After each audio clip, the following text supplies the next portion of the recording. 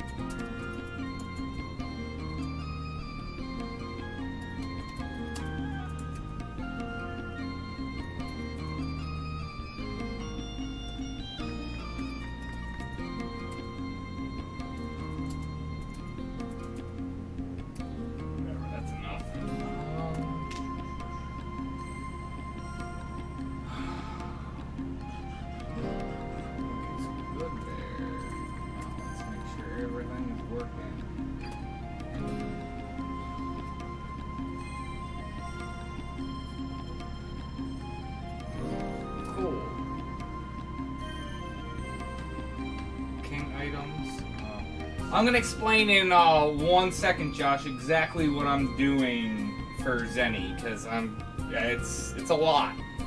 Give me 1 second, finish setup, and then I'm gonna explain everything I'm doing. My camera adjusted.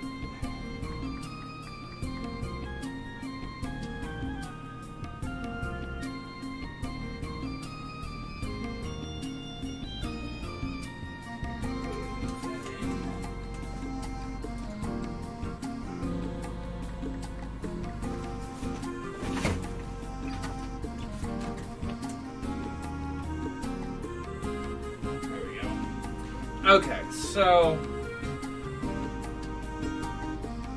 no.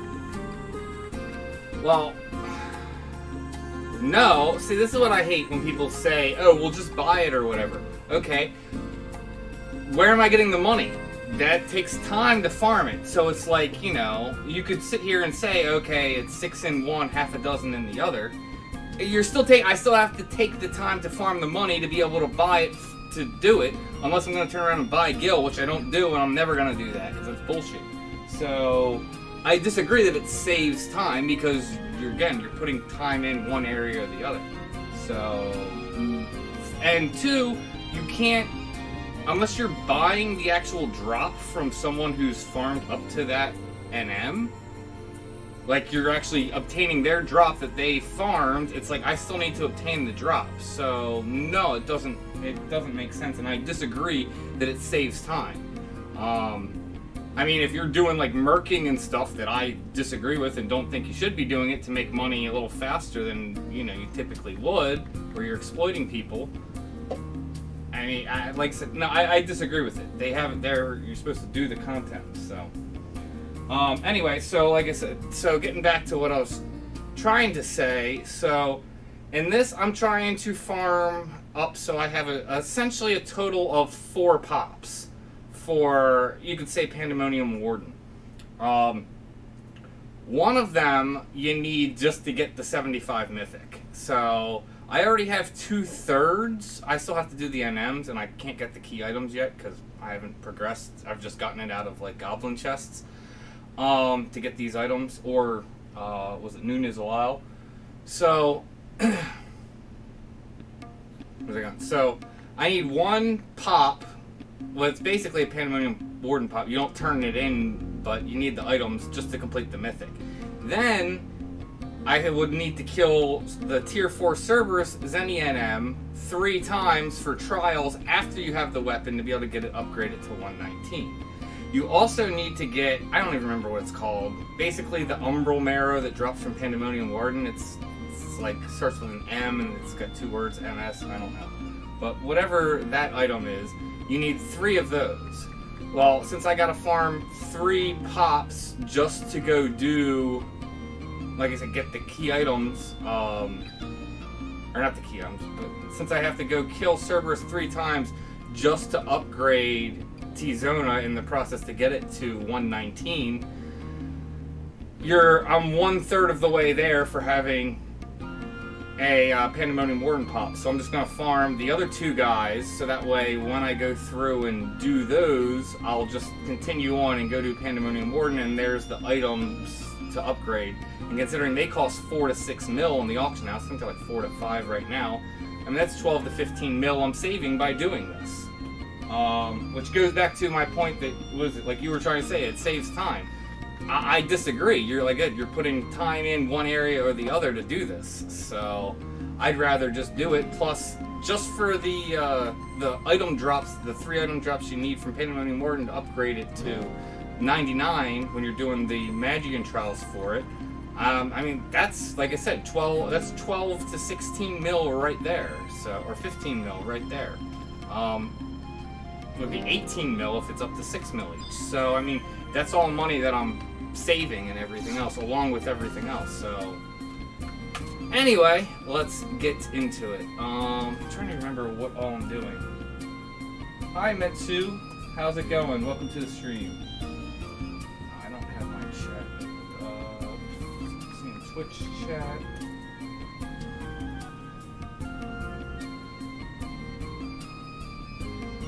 Oh, hey, Jayhawk. Sorry, yeah, I didn't have chat pulled up for Twitch. Yeah, exactly. Tizona for Mythic, for blue. That is what I'm working on. And yeah, whatever, the Scoria Naklabar. If you typed it correctly, yeah, but you were much closer than I was. I'll give you that. Chat program.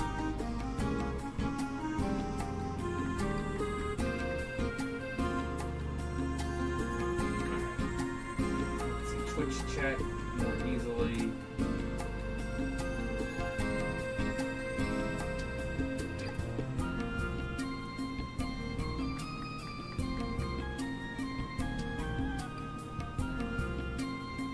The agenda for today is to do Zeni NMs. I'm trying to think. I started making my chart.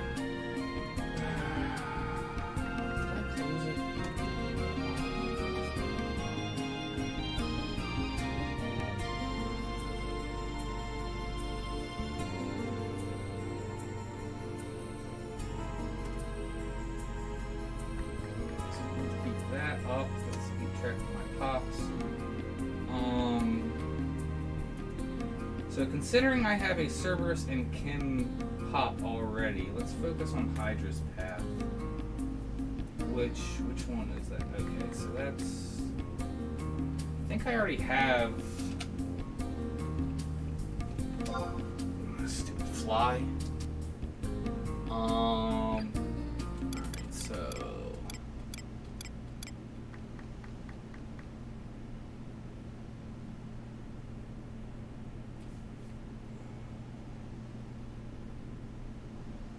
Yeah, so let's do this. So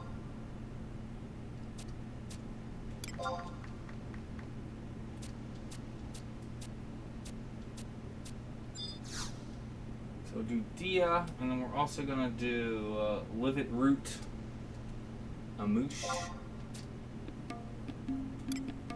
Yeah, there's a seal there. So this is my first time doing any Zeni stuff on Caulifla. So any of these items that I've gotten from like Goblin chests and just turned them in anyway.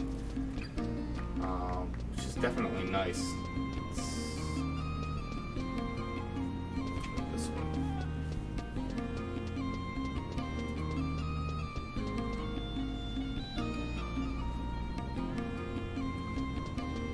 No, I completely agree with you, Jayhawks. He's not hard. I mean, this is what I did when I did Nirvana for my summoner on cloudchief.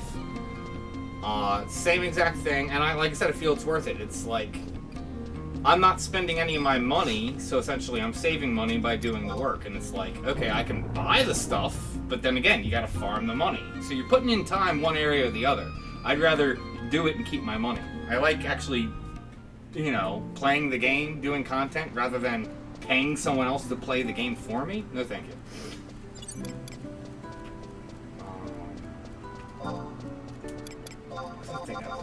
Okay, I'm gonna get Thief Empyrean Feet for TH. Abyssia Ottawa was a nightmare with all the miasma.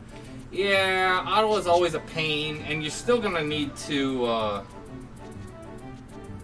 you still gotta farm the items to upgrade it. I can't even remember what that, the demon dude that sits in the chair. Well, he's not hard, that guy's just a pain to farm a pop for the plus 2, I believe. I think he's around the corner.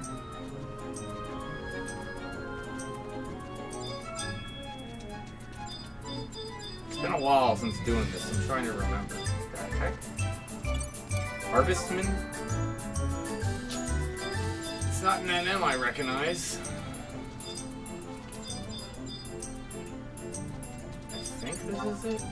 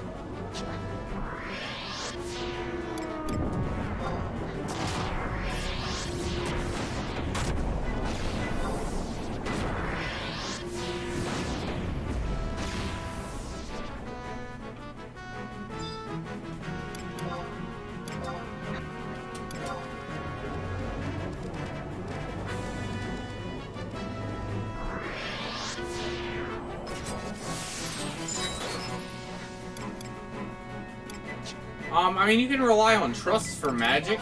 I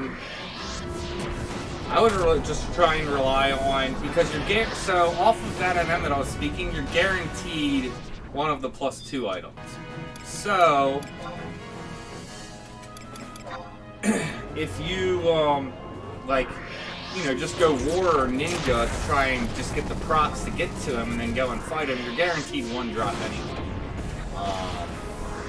Obviously, proccing, you know, yellow with magic would be ideal, because then you're increasing the drops off of him. But,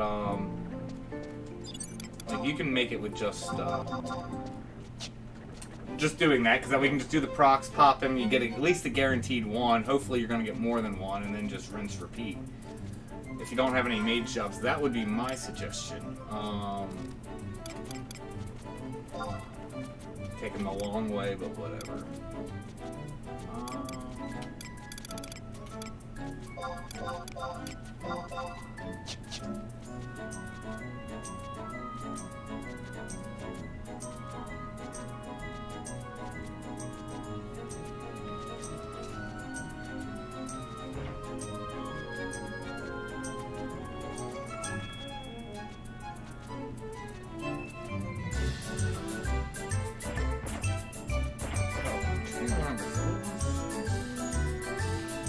Still got to do the gears also.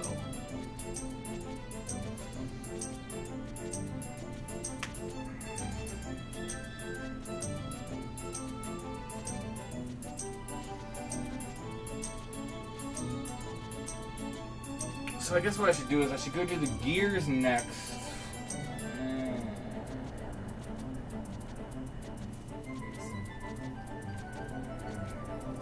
I used to have like a solid method of doing this, and it's been at least a year and a half, maybe longer. It's hard jumping back into this. Cause was it you can kill any tier 1, and then any tier 2 that you want. You have to kill all the tier 3s to be able to get a tier 4 pop, and then you got to kill all the tier 4s to get a pandemonium more pop. But yeah, those are that point different branches. But so try and go for the easy tier 1 or easily accessible tier 1s, tier 2s for the pops.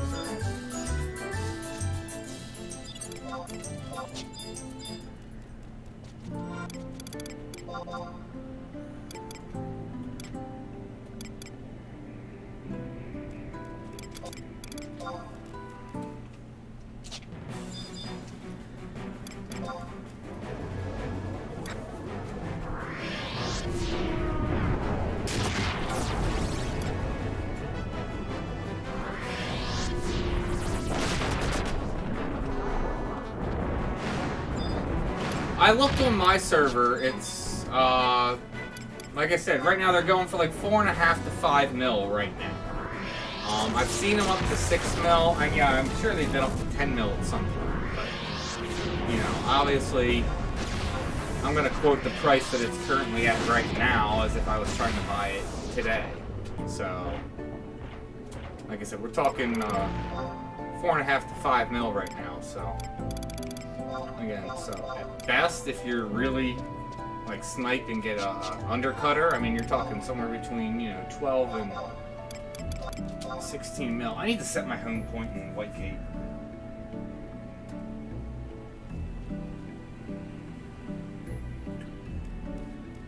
Yes, this is one of the steps to do Mythic. You need to do in Harry R till you've collected 100,000 Ichor. You need to do Nyzul Isle. Dang it. You need to do Nyzul Isle until you've collected 150,000 tokens doing Nyzul Isle. You need to be captain just so that way you could start the Mythic process, which means you have had to do all 50 assaults. Then you got to go back and do all 50 assaults again with an item that you need to trade to the Rune of Release to get credit at the end for all the assaults. So basically you got to do all 50 assaults again. And then you got to collect 30,000 Alex, and then you get the base 75 weapon. Then you get to go through all the fun trials of upgrading it, which is a lot of freaking work too. So, and Mythic is a lot. Mythic, in my opinion, is by far the hardest Rima to do. Well, I should just say Rem. I don't even like to classify Aeonics in with Rimas and talking about the difficulty, because the difficulty for obtaining an Aeonic is really dependent on having a link shell or other people, because it's not something you can do solo. Relics, Mythics, and Empyreans are all easily soloed. The entire process. Aeonics are not. So Aeonics are either impossible to obtain because you don't have help, or the easiest to do because you have help. And yeah, it's just a bunch of NMs. So, is tizona worth it? I mean, so is it worth it? I think that comes down to the individual. Let me set my own point. Obviously, some people do think it's worth it. Tizona is... I've never used one, and I've never been much for blue until, like I said, really leveling it and doing it with her. So I can't really speak into it. I will say, though, one of the biggest issues in playing a lot of blue lately is that you do run out of MP, and tizona is supposed to help with that, because I think when you do expaction, it might not just be that, whatever the weapon skill is that comes with it, might just be any weapon skill, but I think it's that one. You get MP back, I think, for like a quarter of the damage you do, something like that. So,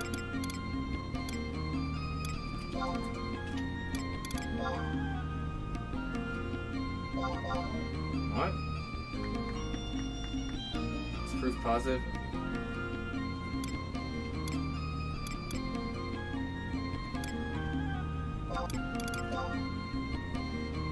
Oh, do I already have credit for the tier 4? Or I have credit for Dia. Because what's...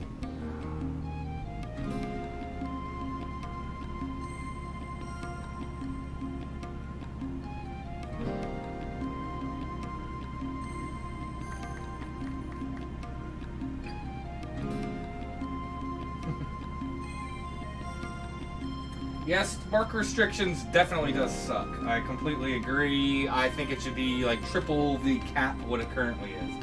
And I don't think that would break things too much, but I don't think they're going to do it at this point. Hey Alex, how's it going? Yeah, I am better this week. I mean, I've been good for a couple weeks now. Because I got a temporary crown for when my tooth cracked. I gotta go back in a couple weeks for the permanent one. But yeah, I'm doing fine. I need to figure out exactly where I'm at.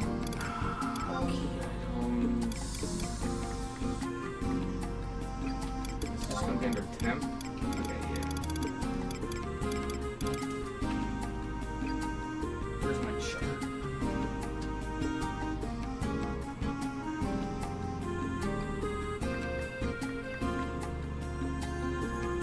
Chestnut color. I got an extra Dia pot. Well, that's less work later. Okay, so where's the salmon color? There's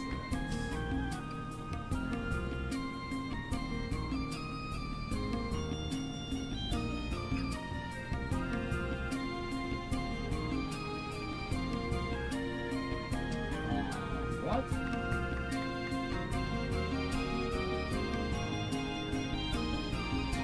Oh, okay. That's the tier 2 for Cerberus. Alright. Okay, so I only have the Dia Pops at tier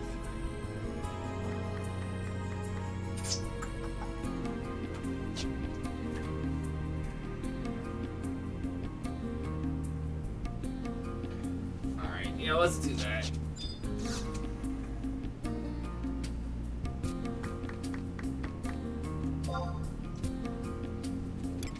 Cheese hoarder.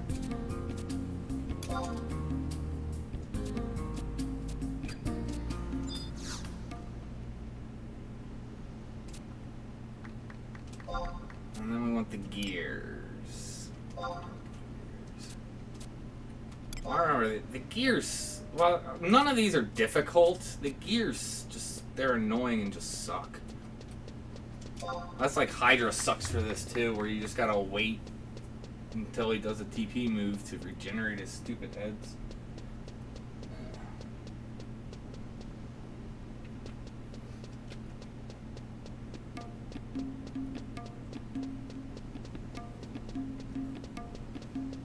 Okay, yeah, so Jay on Twitch is saying that, yeah, only your mythic weapon skill, so it's like expaction or something like that is what it is. It gives you your MP back. But still, I mean, and that's just for, like I said, just the damage, so the mob doesn't have to have MP, because, you know, a lot of times you get around the MP problems on blue with Magic Hammer, but the problem with that is, if the mobs don't have MP, you can't use Magic Hammer, or you can use it, but it's not going to do anything.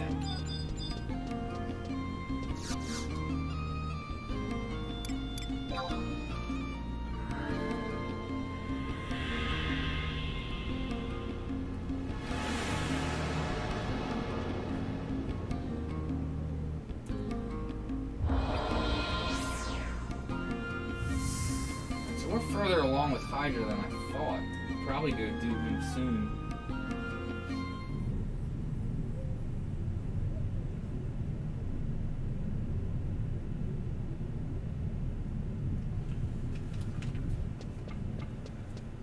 I think this is G11.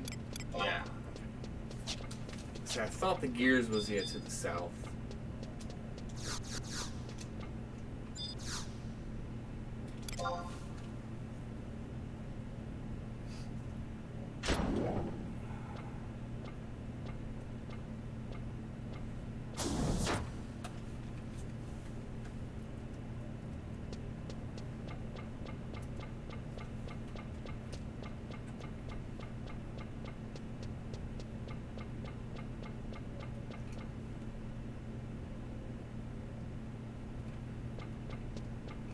What is this? Can you unlock the Mythic weapon skill for other weapons with the Mythic?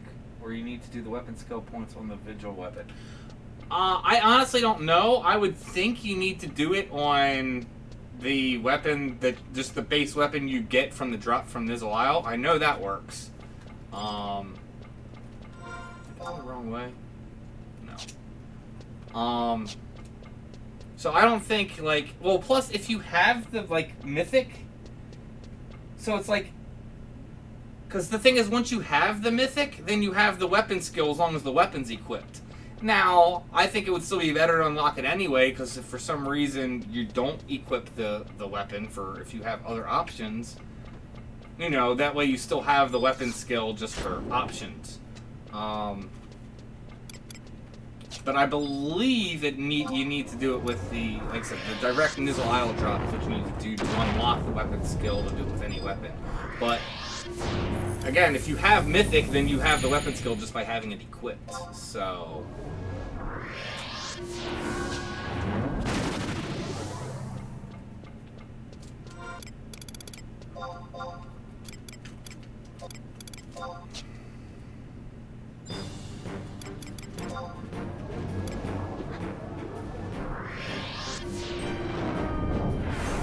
well, I guess what I'm saying. Strung to magic? I can't remember. Like I said, I remember these suck. Well, again, yeah, so without the weapon skill points, again, if you just obtain the Mythic, you'll have the Mythic weapon skill. I don't think there's any way outside of obtaining the Mythic you can get the weapon skill without going and doing weapon skill points.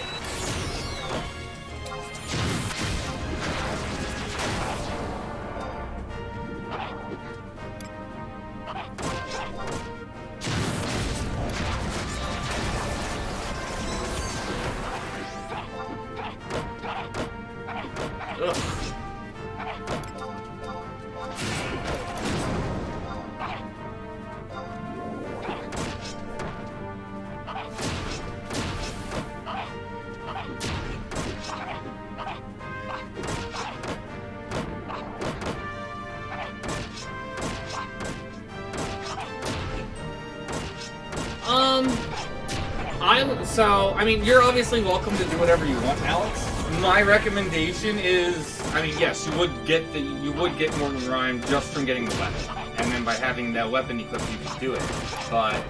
And from my understanding, it is the best weapon if you're going to be mailing to do it. But if for some reason you need to do like evisceration and you want to use Tartlet or something, you're going to then lose access to the weapon skill. Just as an example, I personally think it would be worth it to do the points, but again, that's my personal opinion. If you don't want to do it, don't do it. Like, I'm always, you know, people should have the option and do what they think. But personally, I think unlocking it's just good because then every weapon when you have it. And it's only like 250 weapon skill points, which isn't really bad. You get 5 points if you're getting you know, like doing light or dark, doing a tier 3 skill change. I just like going out to, was it Khmer Drifts? Go to a point where there's a lot of those, like, ice glacier things. Because that way they don't attack back, they have high HP, for whatever reason you do reduced damage on it. They don't seem to have evasion, so your trusts don't do it. Like, I'm out there, when I go out there, I'm out there 15-20 minutes, have a weapon skill on. Just use, what was it? I never pronounce her name right, was it? This. Amy, or Amy, or however you want to pronounce her name. She'll just do it, she'll open for you, and yeah, you're pretty good. The only thing is if you're trying to do darkness or light, she won't do gravitation side. So if you only have access to, say, distortion to try and do a tier 3, you might need to find another trust. She won't do it. She'll do stuff there so you can do a tier 2, Which is 3 points, not as good.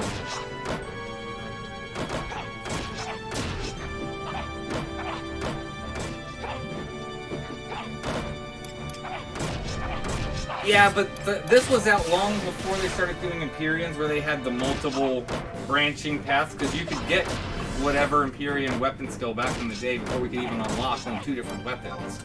As for the Mythic stuff, it's only off of Mythic, so...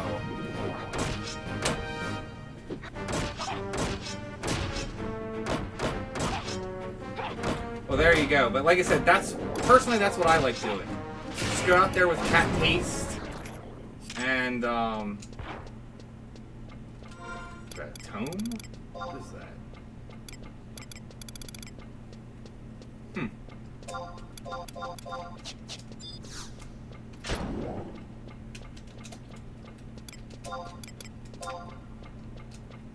But no, what is it? Yeah, Morton Rhines. I mean, while it doesn't do great damage, if you're trying to be like a melee bard, it was great for skill chaining. Well, during the XP campaign, I think we were. Oh, let's see how many steps were we doing. Well, it actually depended. So I had a friend who came out. We were XPing together. They were leveling War, and they'd level War and Dark Knight is what they leveled. Not in the right area yet. For War. Because basically with Bard, I had both sides of darkness, they had both sides of light. So we basically were just doing tier 2, skill chain wheel. Just kept doing that essentially infinitely. And if someone missed, you could always just pick up right after because you just jump to the next one. So we just had skill chains going off non-stop. And then we were doing Dark Knight. I'm trying to think of what we were doing. We did a 5-step skill chain, which was pretty good. I'm trying to remember what they did. I think they did the Catastrophe, then I did Morton Rhine, then they did whatever the Q one is that they had. I think then they did that twice. They did that, then I did Evisceration, and then they did it again. So we had, what is it? I think we had... Yeah, I went to Gravitation, to Fragmentation, to Distortion, to Darkness, and then Second Darkness. It's pretty good. Basically, Apex mobs were dead after the Second Darkness, probably 60% of the time. Well, that's good to know. Huh.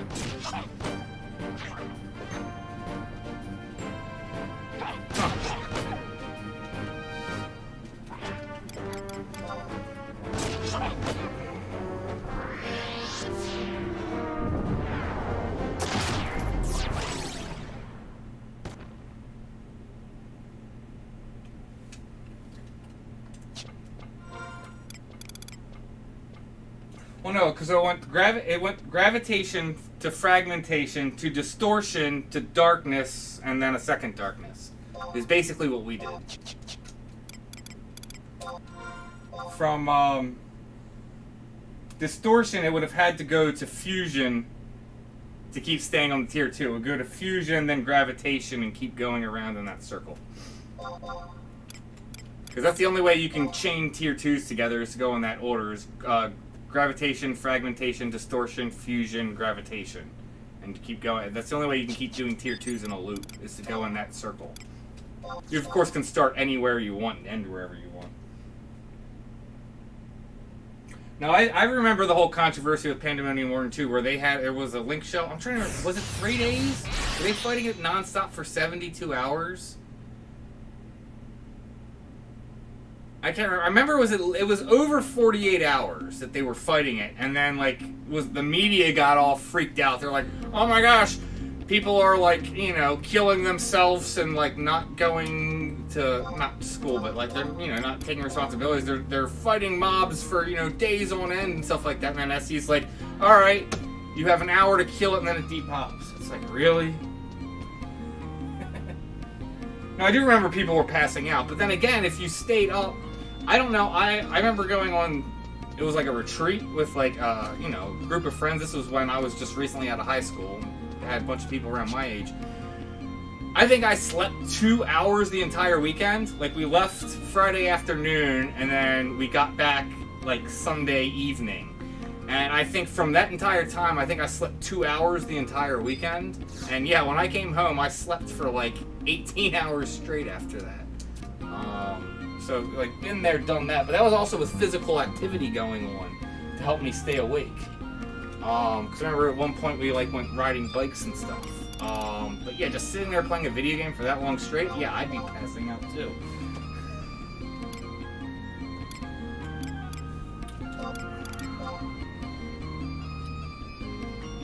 Alright, so we need one more tier 3. I gotta go get the tier 2, which...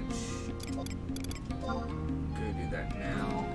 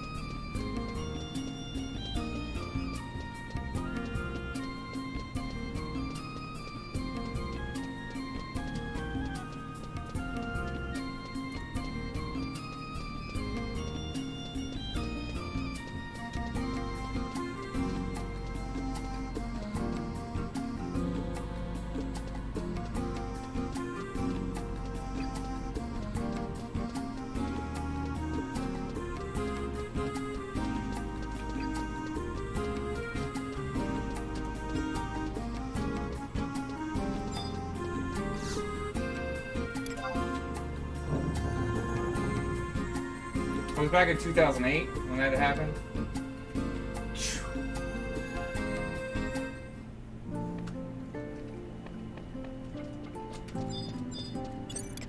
I remember when all that was happening, though. It was funny.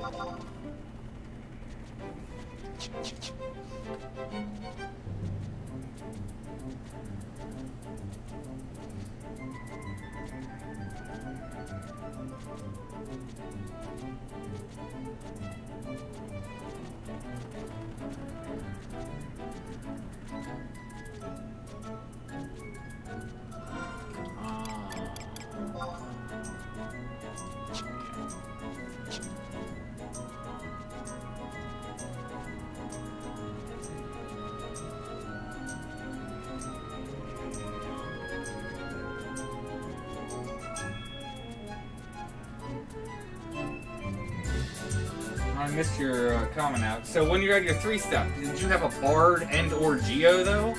So when we were doing this, this was just like I was on Bard and they were just on Dark Knight. Nothing. I mean,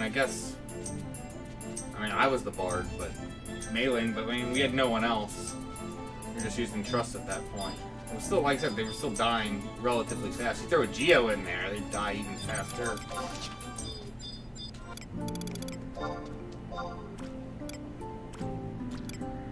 Also, Corsair, throw a core in there too. Even more damage.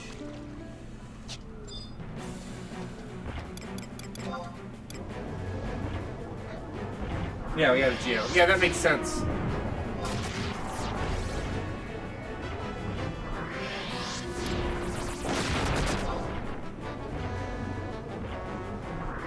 I was gonna say, because if they're dying in 3 weapon skills, that means you had to be doing absurd damage, which made sense that you had extra support.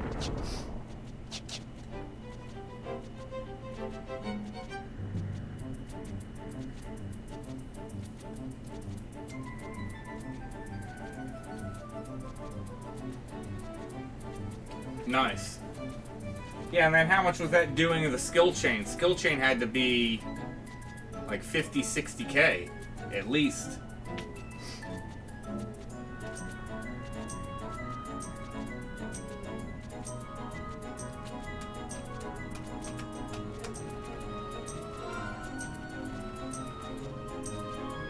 No, I was gonna say I shouldn't go to the main entrance, but then I gotta run through Al Zabi. I'll take the secret entrance. Yeah, I bet. That's always fun when you hit max damage.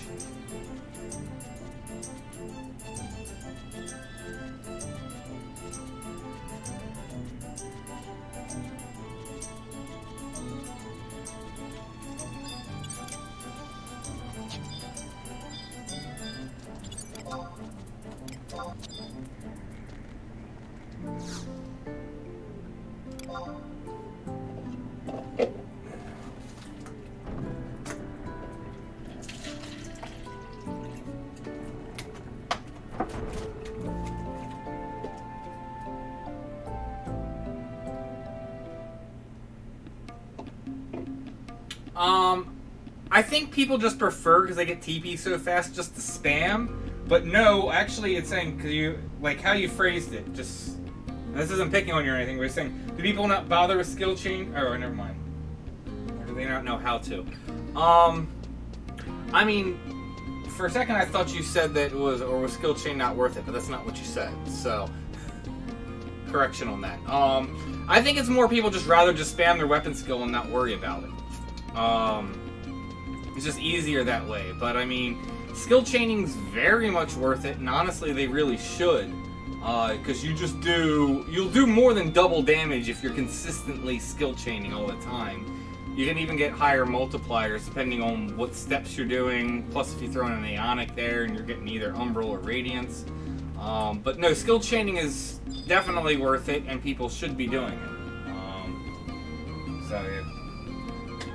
Hi Zach, man, welcome to the stream. What am I doing? I'm in the chat and not paying attention. Let's go get that last tier 3 and go do Hydra. Hydra sucks. It's not that he's hard, but I mean, I literally am gonna have to sit there with him for like 2 minutes and just can't do any damage to him. He's so annoying.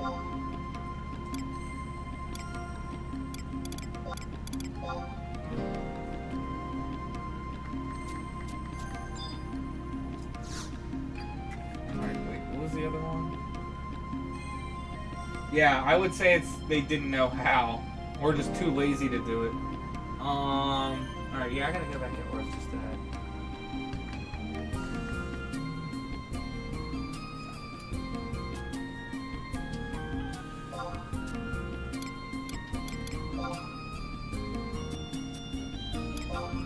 If I'm going out there, hold on.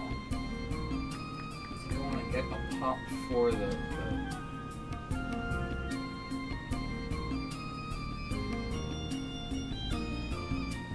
I guess.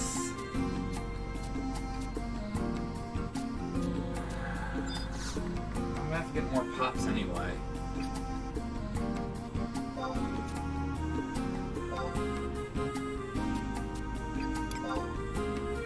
Just doing as many as I can for the least amount of running around as possible is going to be optimal.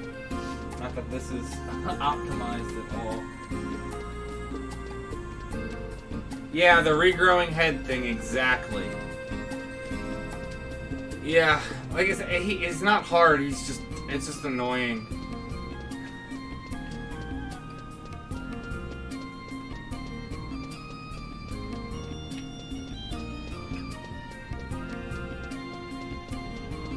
Oh, you're welcome, Zach. Happy to stream. Glad you guys appreciate it.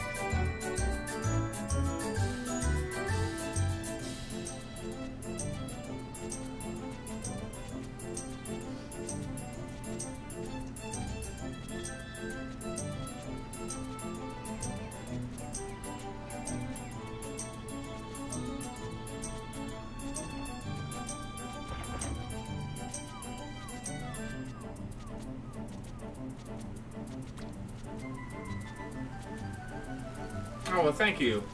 I'm glad you enjoyed it, Zach.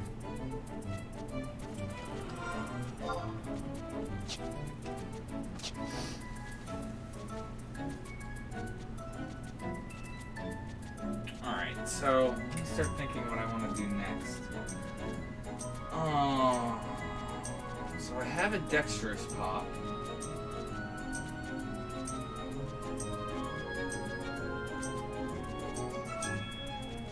Other thing is, this is so much better doing on this as opposed to Azura.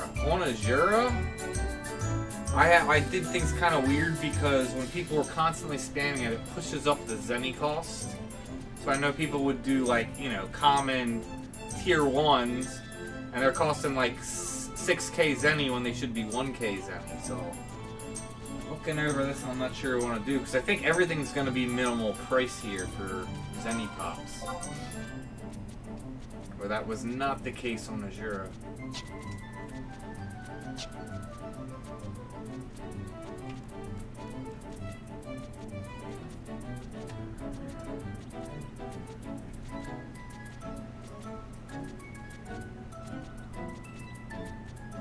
What quest?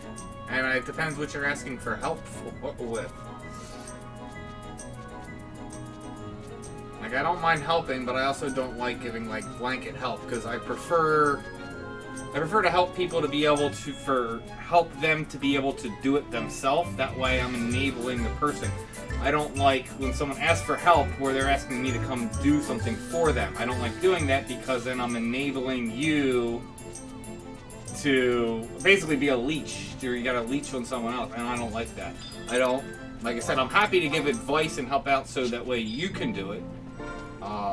That's the kind of help that I prefer giving. And if it's something that requires multiple people, that's fine too, as long as everyone's contributing. Which one? This guy.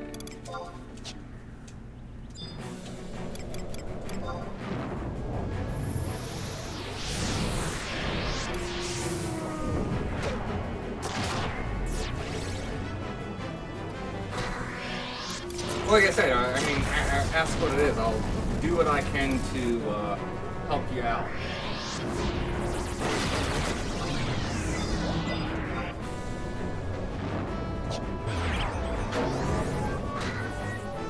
Gotta love when, you know, mobs try and sneak you when you're the only person.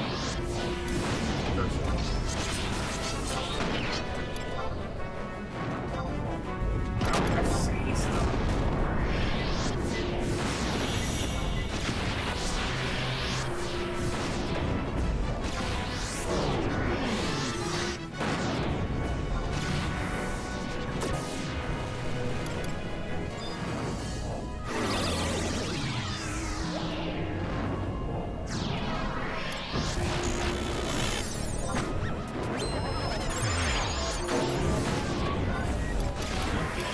Sleeps there, bud.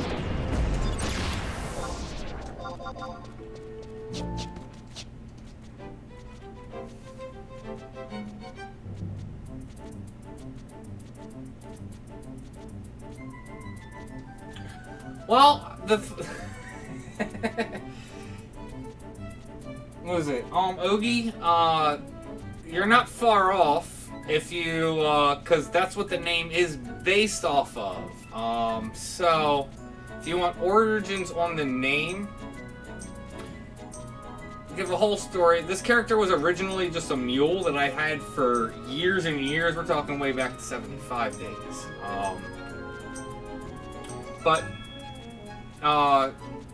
Was it a few years ago I had the idea, it's like, okay, let me start a new character over from scratch. That way I'm kind of going through and then helping, say, a new person that comes into this. And the entire idea is to keep her basically, you know, isolated. I'm not getting any help from other characters. I haven't transferred gil or anything from other characters, so everything that's been progressed for her has basically been done solo. So I'm basically mimicking... Did I go the wrong way? Yeah, so basically I'm mimicking like a new character leveling up. So going through what a new person would go through nowadays. So when I ended up server transferring from Valifor to Azura, this was when she was still a mule before I started using her. When I server transferred was just at the time when, in Dragon Ball Super, they had just announced that they were going to be coming out with, you know, was it like the female, Super Saiyans that were coming from, what was it, Universe, I think it's 8? I think, what is it, our heroes are from Universe 7. I think they were, what is it, the females were from Universe 8. And, yeah, and so it was announced, it was like, oh, because, was it, no one knew, like, who was who or whatever. I didn't even know we knew about Kale at that time, for anyone who knows. So Caulifla was, like, one of the Super Saiyans, and then Kale was supposedly the female Broly that everyone was talking about. At the time when they announced Caulifla's name, I and a lot of other people thought Caulifla was going to be the legendary Super Saiyan. And I had just server transferred, and the name that my mule had was taken, so I had to rename her when I server transferred. So I was like, oh, well, I'll rename her as Caulifla. You know, being a Dragon Ball fan. Find where I'm supposed to be going. D10. I got a while of it. So yeah, so, and if you know about Dragon Ball, that like all the Saiyans characters' names are named after vegetables. So, Caulifla is, of course, after cauliflower, so.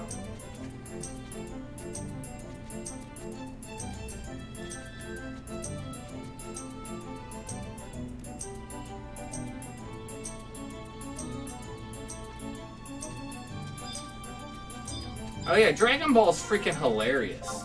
I find it hilarious how serious some people take Dragon Ball when it's like, if you go back to the original Dragon Ball and look at it, it's full of humor. Yes, Dragon Ball Z got a lot more into fighting, but if you really look, there's a ton of humor there too that's just very subtle. So when people take, you know, Dragon Ball super seriously, it's like, you do get it that this is kind of meant to be a joke, right? And I don't think that they get that. D10. Am I in D10? Oh no, I crossed over D10.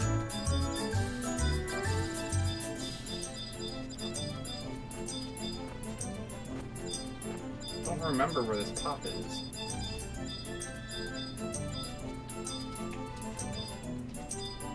I guess that's it. Well, I'm doing well.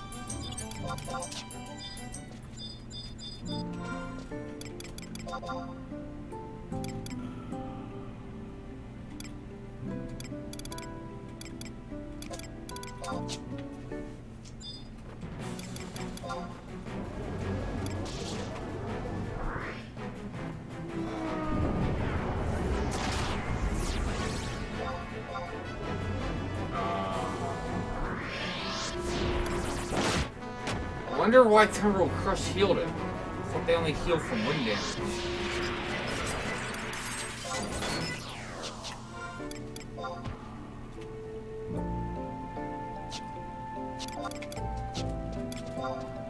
Let's save my ring. I'm gonna go take the book back.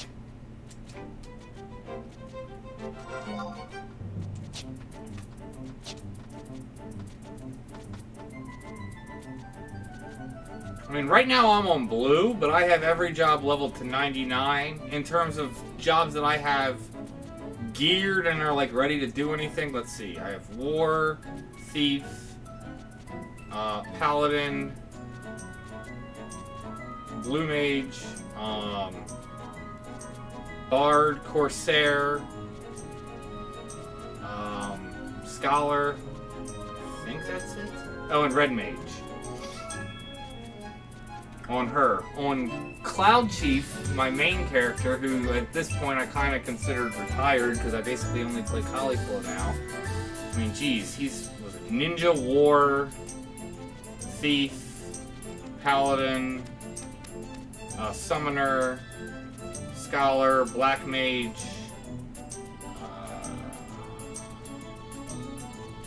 mean, I don't know, and I have so many different things, like I could play red mage, I could play blue, but they're not going to be as strong as I've made on cauliflower.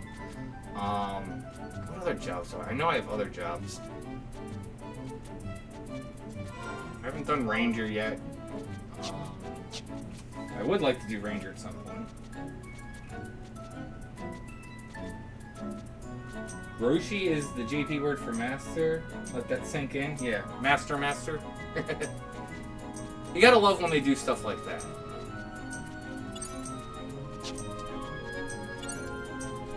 Master Roshi, so master.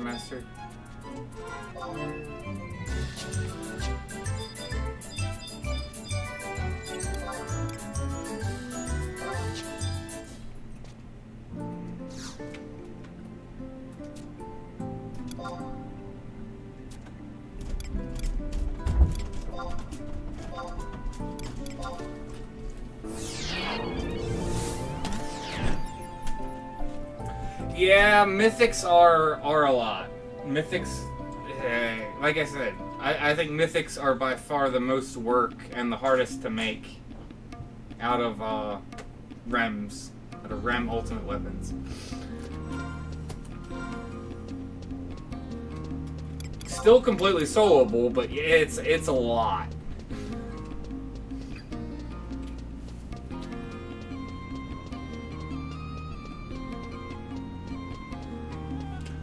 Yeah, it is. The end game is a lot. It does take a lot to get into. So I mean, I would say stick with it, but I mean, obviously, you need to do whatever you think's best for yourself. So, because everyone's situation's different.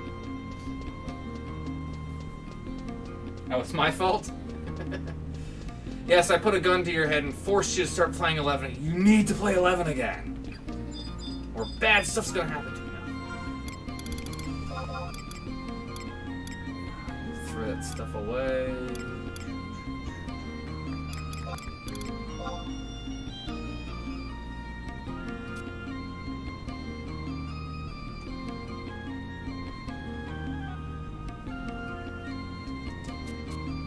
Yeah, I mean, if you take a break, it's just typically hard to catch up.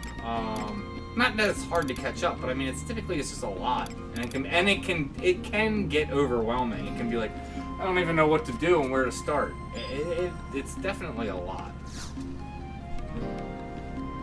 All right, so that should be the Hydra Pop now.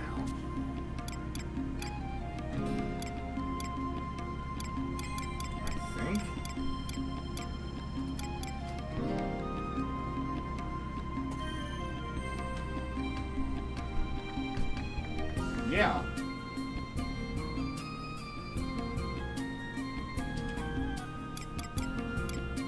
Okay, I can't do that. So it's like...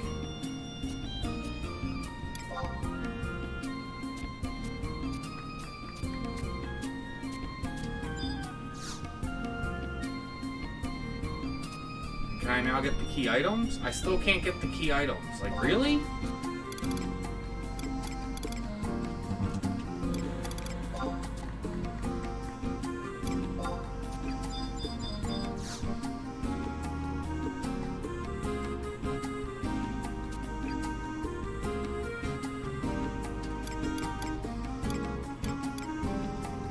There we go. Yes, I'm aware of this, but can you give me the items to get in there?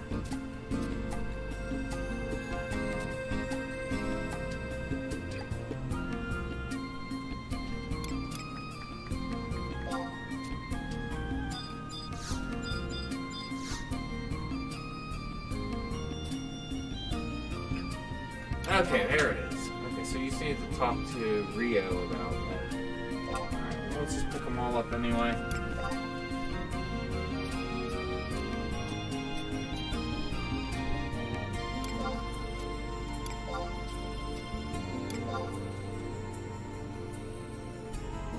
Whoa, okay. What's up, chat?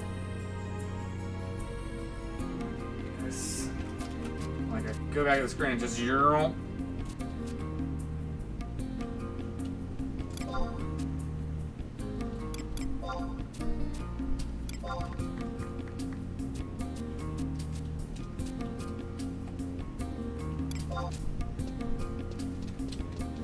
Alright, so we got a long... Actually, I'm gonna make my way out there, and then I'll go over chat, because I'm gonna be sitting there just waiting for this mob to regenerate its heads before I can kill it, so that'll be a perfect time to go over chat. And just glance here. You got 1,200 heavy metal plates from the campaign. Dude, how much Voidwatch were you grinding? Jeez.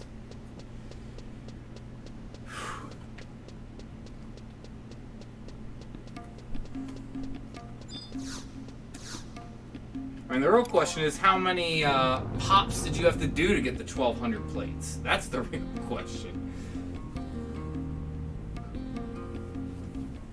Man, I hate the heavy metal plates. Like, Empyreans were so nice to do, and then they had to be like, oh, here's 1,500 heavy metal plates. It's not, like, completely god-awful today, but back in Abyssea days, like, it was, well, what was it? Heavy metal plates that came from, well, yeah, Voidwatch, Abyssea and Voidwatch days. It was, yeah, it was absurd.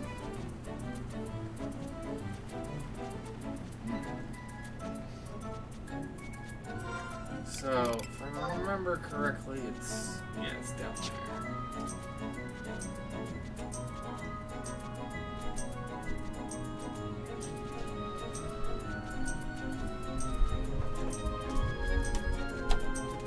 Alright, so actually, yeah, we can go... I think we'll go do that. I think we're gonna go do all the tier 3s, or tier 4s now. Then I have the, I have the pop then ready for my mythic. I basically just need to get the rest of the Alex.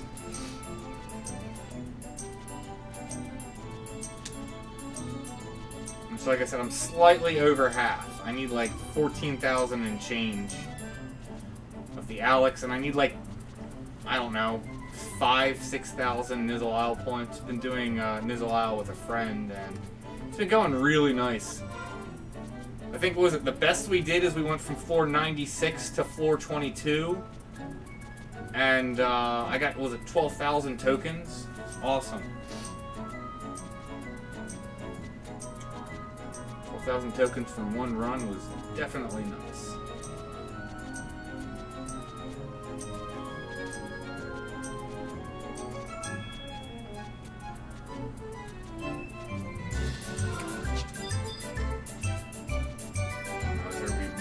Warhorse and footprints.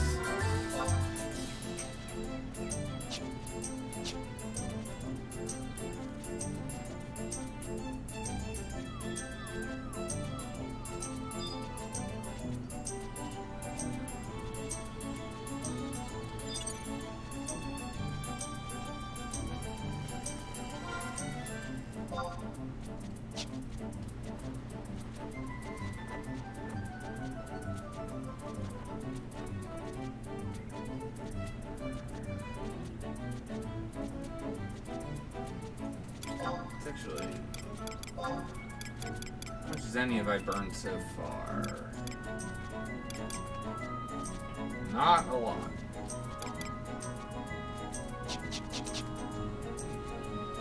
Yeah, I said 5,000, I was wrong, it's 15,000 tokens. Still, it's like 2 runs. 2 good runs.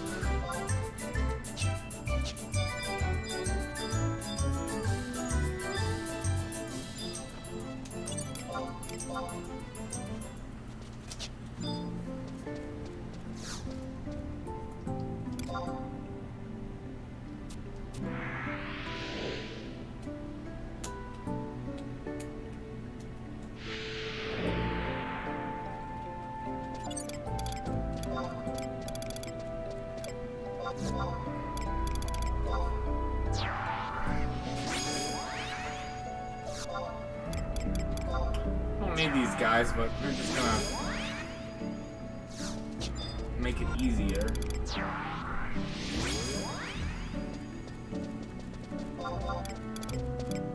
Plus then I don't have to really pay attention.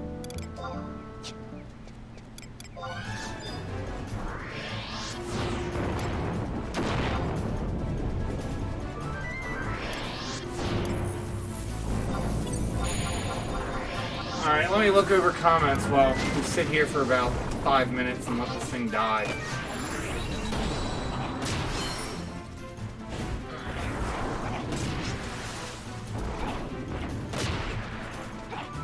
My opinion, Mythics are the worst to make, but are best in slot. OP for a few jobs, blue, white mage, and summoner.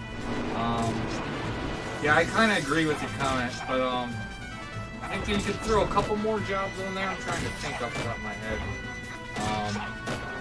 Bard, you should throw Bard in there. That's definitely like best in slot, and that's the like only way you can get over 9-minute songs without like using all your JAs. So Bard would be another one there. You could probably throw a couple more in there. Yeah. I think the biggest barrier to entry is the gear swapping system and coding you have to do.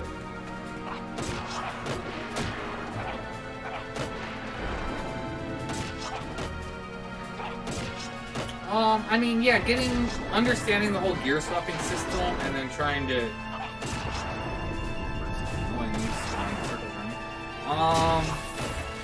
But yeah, I could definitely see that, because you have to kind of learn the language of the game to write macros correctly. Yeah, I mean, I can see that. I'd agree with that statement. It was easy when you start at 0 gear. Hey, watched last month, just need to farm the ortho scales. Someone was like, oh, you should go make a Thwatch, whatever, the Empyrean dagger. Saying last week, and they're like, oh, you can get it done in 2 days. I'm like, what? And they were talking about just the farm stuff. I'm like, that dagger sucks though. Was it Glavoid, the Moth, and then Orthos? That's bad all the way through. Like, why couldn't it be like one of the Thane ones? They're like easy most of the way through. So I made a Relic and a Empyrean Great Katana. I gotta say, unless you're very patient.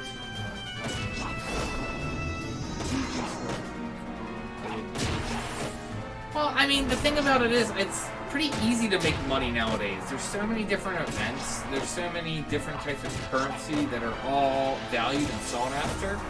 I don't think it's hard to make money, you just gotta consistently farm, consistently do something.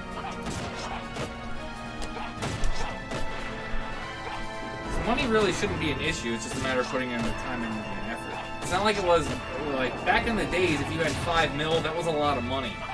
Nowadays, unless you're having like 30, 40 mil, it's not really a lot of money, although you can definitely get by with just like, 5 or 10 mil. Plenty of good things. FFXI though, I think it's fun even though it's slow. Don't worry too much about getting geared up. No, I agree with you. I think it's fun.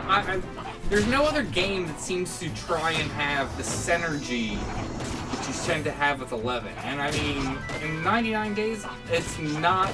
Some of that synergy's been lost that you really had back in like the 75 days. Sweet, one head's back.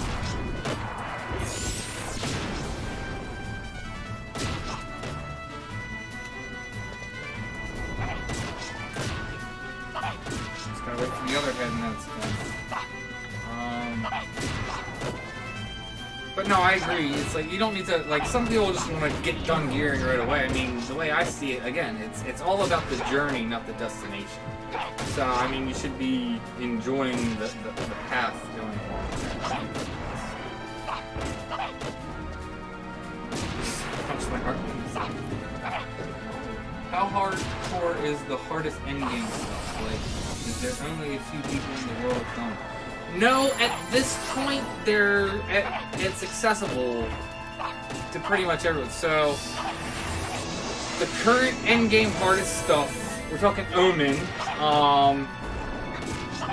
At this point, I'm trying to think. I think I've seen a YouTube video of every Omen boss being soloed. Now, granted, when I'm saying that, we're talking the top of the top people that solo these Omen bosses, especially like FU. Caillou's another difficult one because he'll do straight 10,000 damage split against every character it hits. So you got to make sure you split damage. Jin's easy. Caillou's not, or not Caillou, what's the other? Kim. Kin's not too bad, but you gotta balance hate. I don't know. So Omen bosses are somewhat difficult. They're not terribly hard. I mean, they're doable. Like you can definitely clear them with just 6 people in the party. Ambiscade can be difficult, but then again, Ambiscade has selectable difficulties, so that does bring it down. Dynamis Divergence. Wave 3 is ridiculous, but I mean, the only people are doing Wave 3s is to either farm up their weapons and gear and or clear Wave 3 for so they can upgrade Dreamers. And Dynamis Divergence is probably the hardest content currently in the game, but outside of Wave 3, it's not actually difficult. Wave 3 is difficult, though. What other? There's now Odyssey, but Odyssey is completely soloable. Like, I go in and solo Odyssey every day to get scales and hides.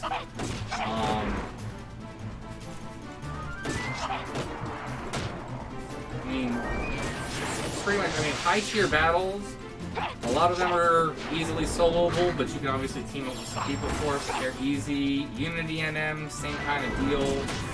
Most of them are soloable. Basically it's Omen, Dynamis, Divergence. And that's really it, unless you're talking about like Vigari, Incursion, what's the other one? You need 3 people for. Oh, and Delve. But again, all of those are soloable stuff, but you do need 3 people to enter, so. Anyway. But no, all the current endgame content is easily done. There's nothing in there that's like... It's not like back in the days where it's like, oh, no one's killed Absolute Virtue, or like only 2 Link Shells have killed Pandemonium Warden or whatever. It's not like that. Everything's pretty much been cleared at this point. Something like this today. You recommend going Thief than more than Paladin? You mean in terms of leveling up? I would either do Thief or War first, or then do the other one, and then do Paladin last. Because Thief's obviously good just for treasure hunter and farming. I think War's just good for, you can do good damage, you can tank a lot of stuff, Retaliation's good, plus it gives you access to skill up all the weapons and stuff, making it easier when you level up another job. And then Paladin's good, because Paladin's probably one of the easiest jobs to jump into to start getting into endgame content with other people. So you could go Thief or War, don't think it really matters, then I would recommend the other one and then do Paladin. But honestly, you can do it in any order you want. That's my personal recommendation. Hey, remember, I'm gonna do this trash.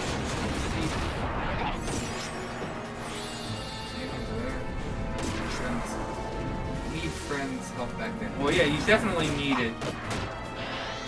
You definitely needed groups to do more stuff back then than now.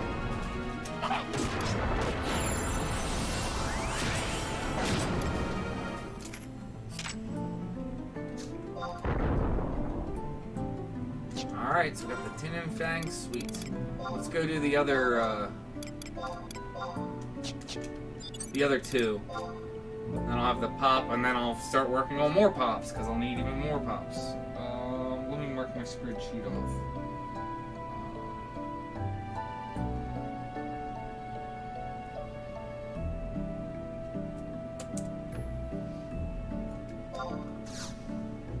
I didn't even get finished through all the comments.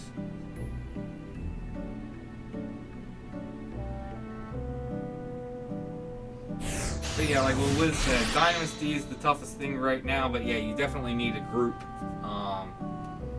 to do it. You can take a full alliance in there, so you can take 18 people to the max. That's why I love it so much. No, I agree. I like the whole synergy. That's what, has me interested in the game so much. Chili streamed like equivalent all month. I think at least 3K plays.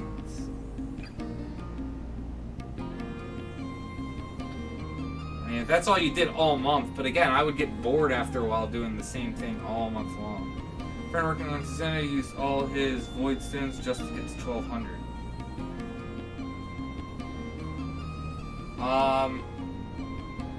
Tizona's Mythic, not Empyrean, so I'm not sure why he was using void stones for Tizona. Maybe for all maze? 1200s though, it's 1500s the total, but 1200s, so it's most of the way there. What was your favorite thing to do when max level is 75? Favorite thing to do? I don't know, I'll come back to that question. Was it, I used 225 Voidwatches, 3 cell, 67-ish, did get 1 pulse. Okay. Cool. Only endgame back in 75 was Dynamis. That's not true. Sky, C, obviously you had Dynamis, Zeni NMs, that was something. Salvage, like, no, there was lots of endgame stuff. It wasn't just Dynamis back in the day. Kings, you know, was it campaign NMs? Like, that's endgame.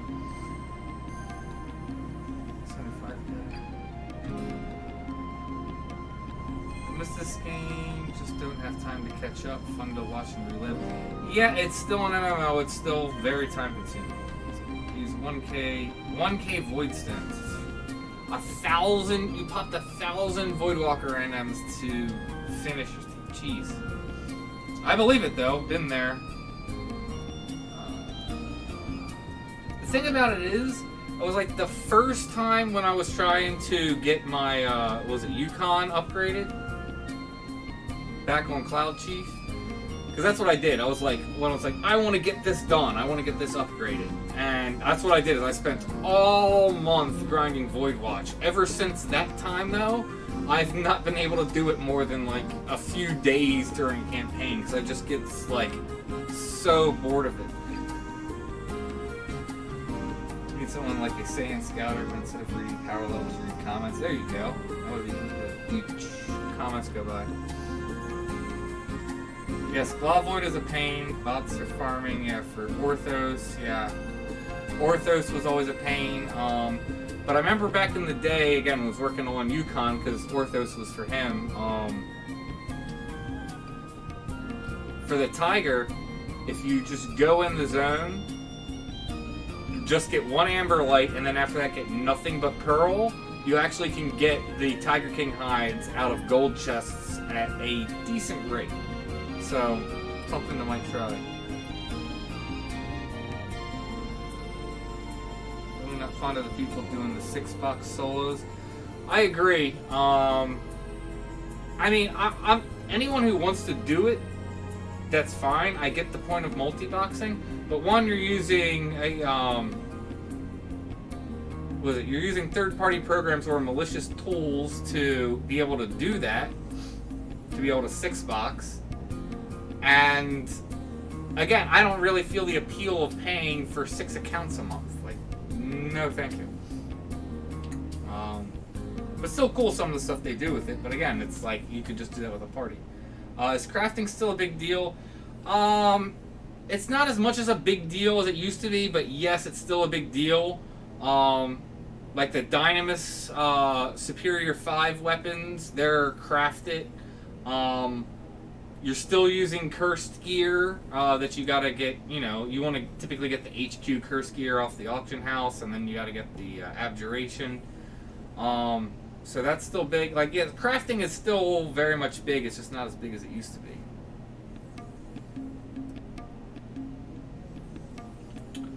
Limbus, yeah, Limbus, that was another endgame. That's what I'm saying. There's always been a bunch of endgame content. It's another reason why I love this game so much, is there is so much endgame content in this.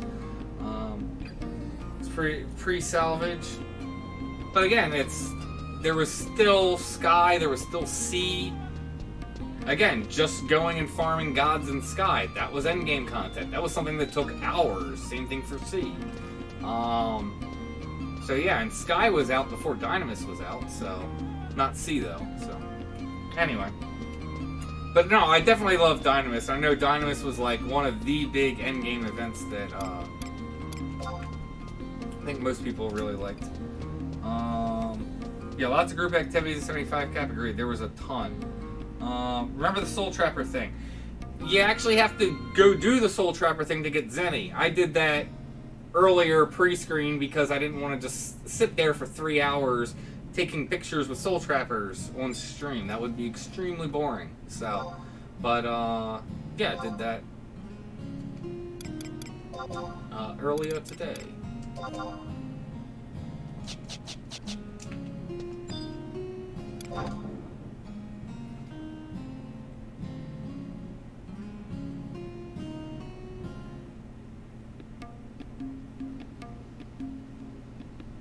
No, I remember what competing with bots on Azure. That's why I left. I didn't want to deal with that crap anymore. Well, that was one of many reasons why I left. But yeah,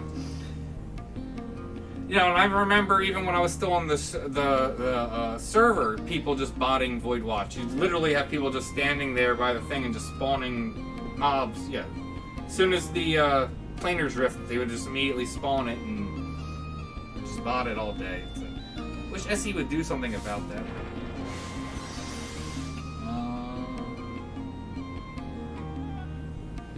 Started playing again like a month ago and having a blast. Missed this game every day. Did you actually get 6 times as many drops from Voidwatch NMs with 6 boxing? Yes, you can, but you would still need to then. Each player would need to trade cells the Rubicon cells if you want to get the quality drops. If you are trying to use displacers, though, only one person would need to trade displacers for the whole group. But everyone would need to trade cells if you want the high quality drops, and then everyone would get a chest. So you could pull that, yeah. This is retail. I'm wondering why weren't getting any hides from chests last month. My friend finished his, and I still have to find more of this. So to get Tiger King hides out of the chests, the gold chests when you're farming in Abyssea, you don't want to have a lot of amber light. That's what I'm saying. Go in and just amber once, and that's it. Don't amber anymore. If you're getting the big chests, you have way too much amber light. You're not gonna get Tiger King hides at a good rate. It's just not gonna work. Like I said, go in. I do. If you have all the abyscites that increase gold thing, literally go in there and just elemental weapon skill one mob, and then do nothing after that except for pearl light. And you'll get a decent drop rate on it. At that point, you almost want a second account or friend to be able to come in and then grab the Tiger King hide from you so you can keep farming for more, leave, and then go debox it, and then come back. So that way you keep feeding them in. That's what we did back in the day, but that was back Abyssea days. Jailer of Temperance was always really fun. I mean, I thought all the Sky and CNMs were fun. True, I put out in the chat. What time will I stop streaming? Typically I stop streaming around 11, but we'll see. Kind of go until it's a good stopping point or I'm tired. That's right. Yeah, I want to leave it here. What's Orthos? Orthos is a NM in Abyssea that you need to kill to upgrade Empyrean weapons. Easiest way to explain it. It's a Cerberus mob. I beat them to the pop and would pull the bots behind the bush. On Voidwatch. Yeah, it's always fun manipulating bots, moving them around. I always had fun when they were like at an XP camp. Come out on Paladin, take a mob, get a bunch of hate on it, and then make sure it's white so they try and engage on it, and then just keep pulling it away. And oftentimes they'll have a set path in a room. If you pull them far enough out of the room, they just don't know what to do. The bot just then stands there. It's freaking great. Especially if it's not a way you can easily MPK the bot. I'm sorry, I say MBK. Because they're not a player, they're a bot. MBK. MPKing's bad. MBKing? You have to trade cells? Yeah, I have Voidwatch guides that explain all that stuff, everything with it, including cells. Certainly, there's 400 to 600 one at a time. It's great for soloing. There's never a Russian line. That is one good thing about having a smaller ones. And I remember Orthos. I didn't know that. Thank you very much. That's only going to work if the bot's programmed to keep going after the mob. I've had some of them where they programmed it where they only want to stay in the room. You pull them outside of that room, they will disengage and pull that. So it depends on how they have it programmed. But yeah, I oftentimes will just... That's one of the best things to do, is just drag a bot out of the room and then just leave them. Leave them far away and then they just don't know what to do.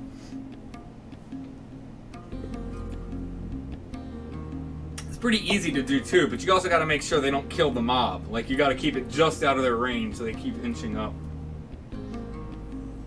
How long does it take to get a mythic now? I mean, it depends. I've been technically working on this for probably over 6 months, but again, it's been very casual and I've done lots of other things. Like, last month I finished a Galahorn and whatever the Empyrean Harp is, so you can do 4 songs. Trying to think what else. Like, I've been working on lots of different things, but at this point I'm starting to wrap Mythic up. I'm hoping to have it either this month or next month, have it done. But again, I'm not like putting my nose to the grindstone. I'm doing a variety of different events and slowly working on like multiple things at a time. So I mean, if you wanted to get a Mythic done as fast as possible, starting from like ground zero, in terms of the Mythic process, not counting getting like Captain and all that stuff. I'm assuming you have that just working on the Mythic. If you want to put your nose to the grindstone, I'd say you could have it done in under 2 weeks. That's a lot of grinding though for 2 weeks.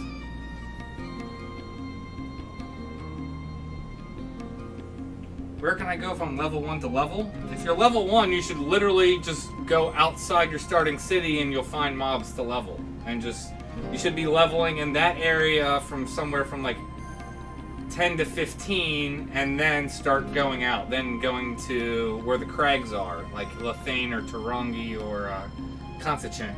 And then you can level there to about 20, 25, then keep progressing on in zones. If you really need to know, I have a, I keep saying new player. Is it new character?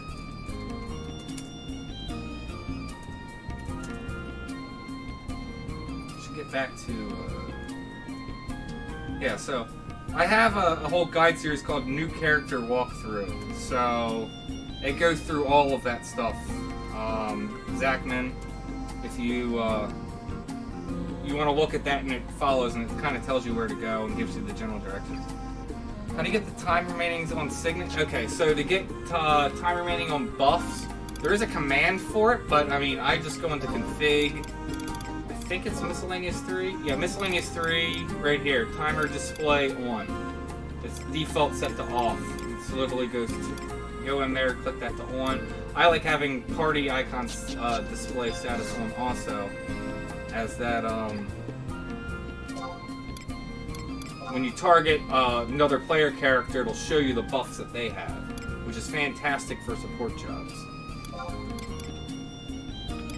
I have a whole video on different like commands and quality of life stuff like that too. Go solo TMAT? Oh, I'm sure I could easily solo TMAT. The question is she up? And I would be willing to bet a fair amount of money that she's not.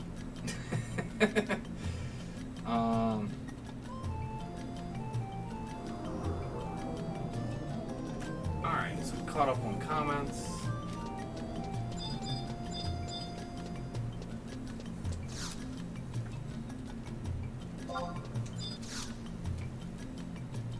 Yeah, because that's the problem, because Tiamat, was it? I can't remember his name. Was it Jorm? It's way up in the range. I think it's Vertra also. I think all of those are on like the same time. They're like, what is it? Is it 3 to 7 day pop? I don't remember. I think it's 3 to 7 day.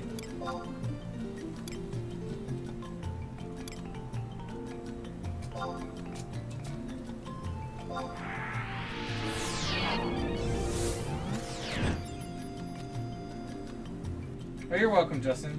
Yeah, Jormy. Yeah, but I meant his, like, full name.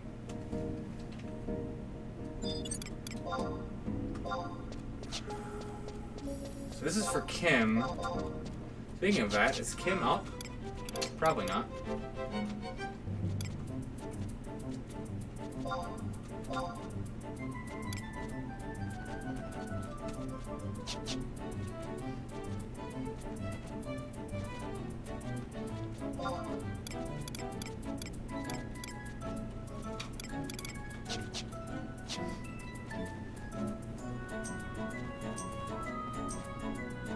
I did. He's not. He would show up on wide scan. He'd be at the bottom of the list.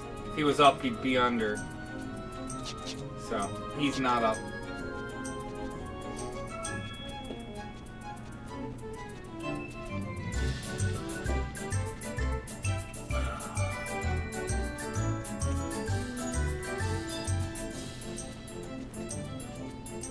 Yeah, hot clear. So, what was my favorite thing to do? Favorite event back in 75 days? Probably was Dynamis. I always got excited about Dynamis. I don't know what it was. I think it was just the thing. It was like, okay, because most of the time you can only like attack things, attack one mob with one alliance, and the fact that you can go in there with multiple alliances and all jump on the same mob. I don't know. I probably either Dynamis or like Sky God farming. I did enjoy farming up all the NMs in Sky. Those were probably my favorite events. I also liked Nyzul. That was a lot of fun.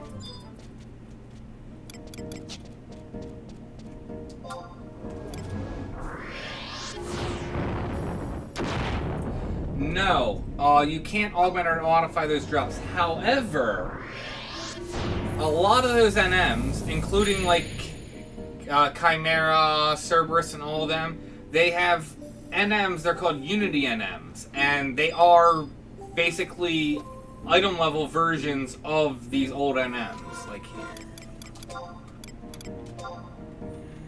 So we go under here. So under these, under Wanted, like this, Bounty Belinda. That's Leaping Lizzie. You can see it's only level 75 though, if you say recommended level, as an example. Like here, I don't remember which one's which. I think this is Chimera, that's Cerberus, which then that would make that Hydra. And so these are, you know, item level. You can see it's saying recommended level 135. Like the Chimera drops a 119 version of Hot Claire. So a lot of those good weapons, there are 119 versions of it. So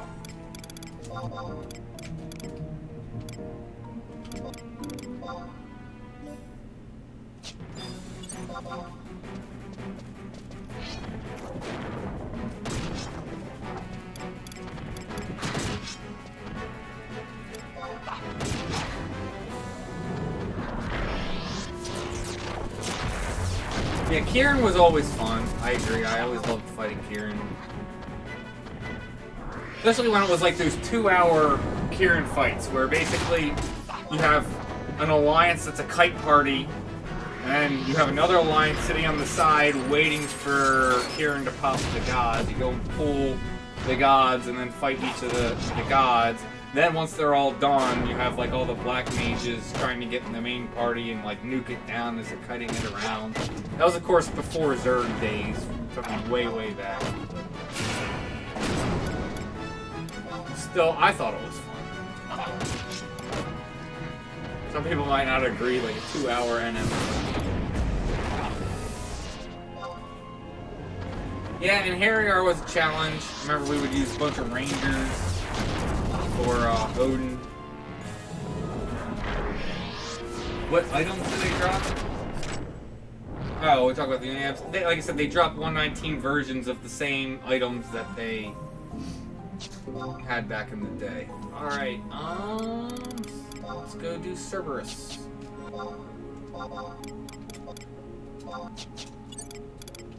And then I have my, Pops. I just didn't really need to get Alex done is the big thing, and that last bit of, what's it called, and then I'll have the base weapon. Yep, there's a 119 Joy Toy, it's nice.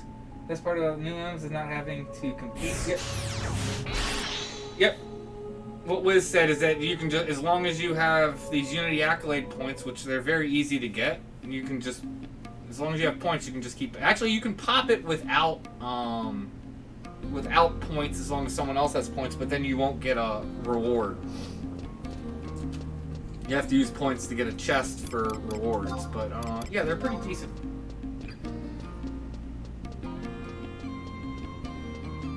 Where am I going?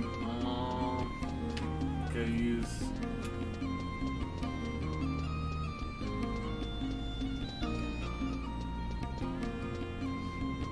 What is it? NM that I spent the most time on was it Sozo Rogueberry.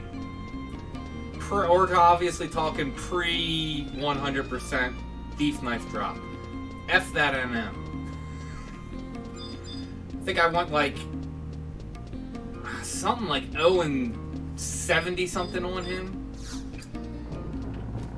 I end up giving up, and then they finally, they're like, oh, okay, here it is, 100% drop, and it's now poppable on M. It's like, okay.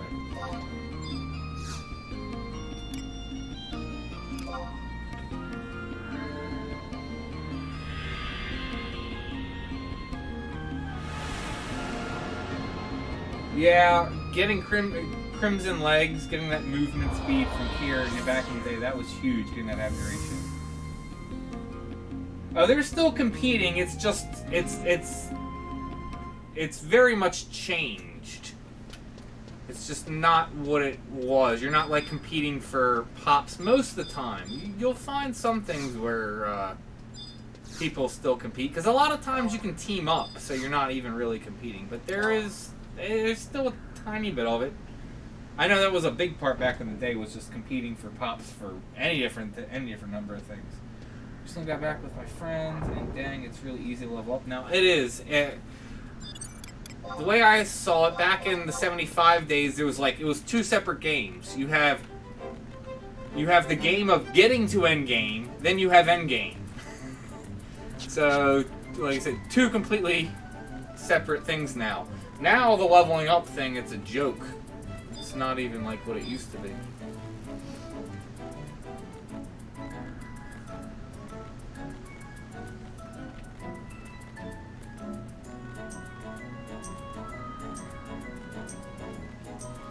Yeah, Sozo Rogueberry. Yes, screw that on them.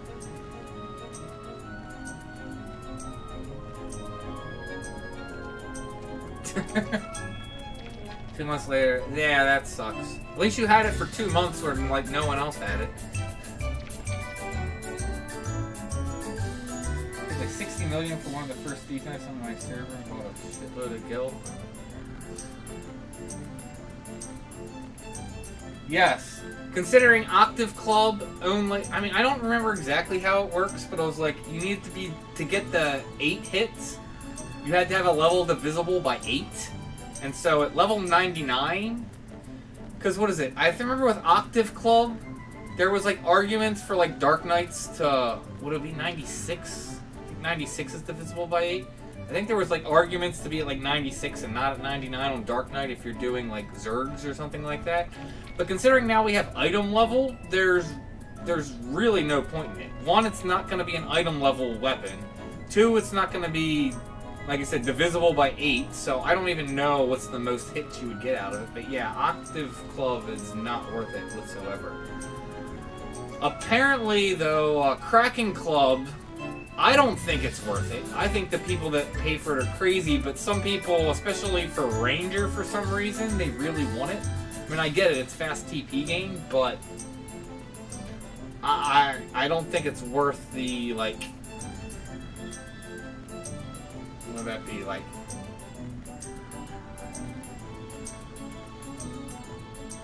$9-figure price tag that it comes with?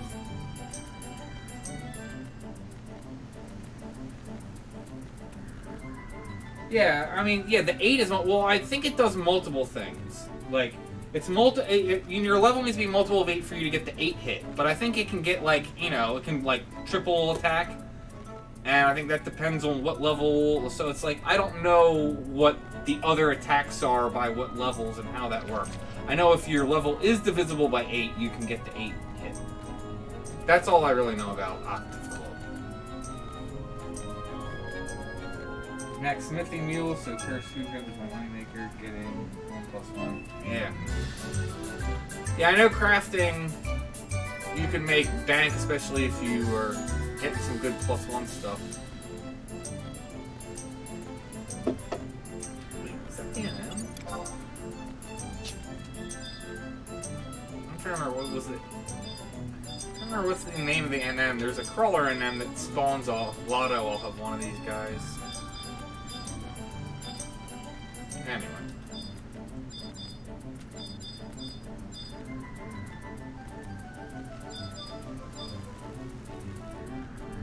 Magmatic. Oh, there it is. Where's the thing?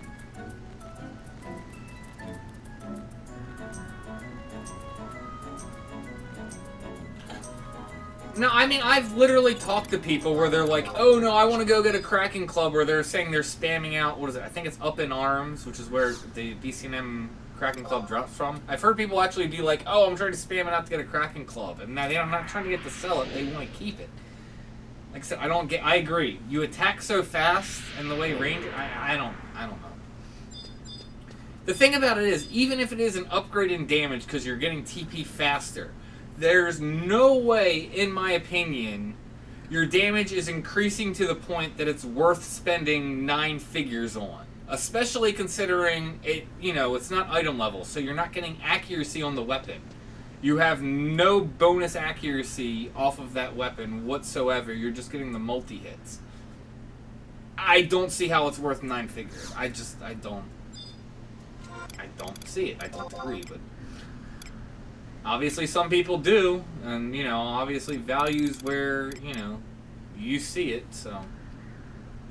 There's Buffalo Corpse.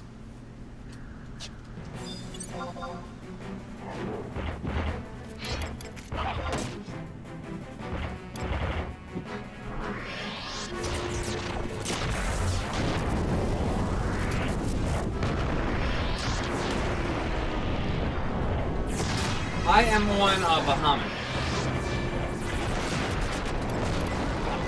This guy, man,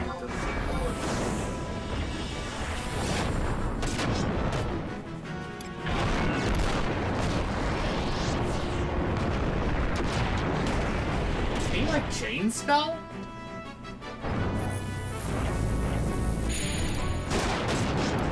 I feel like he chain spells.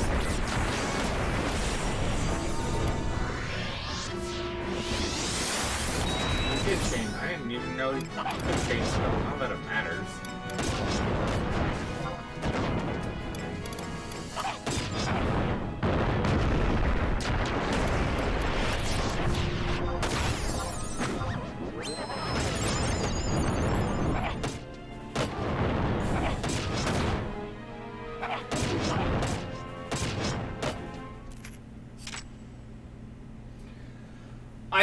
So that's always the question that comes up: is do I think SC is going to do a legacy old school server? I don't think they will. I think there's enough interest, and I think they should, but I don't. For whatever reason, I just don't think that they will.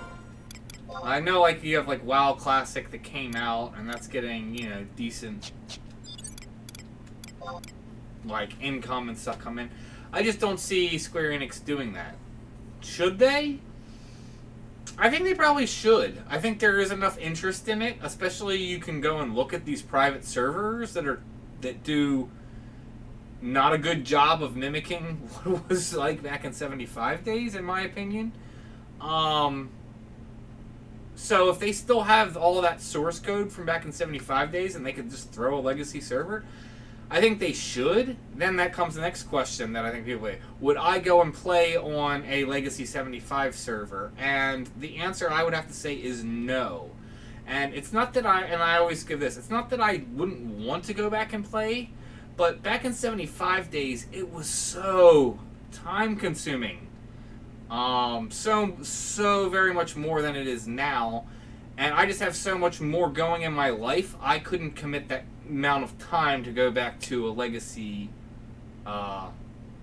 11 server. So I personally wouldn't, but not that I wouldn't want to see it, not that it wouldn't be cool. like I said, I just know I couldn't commit that time.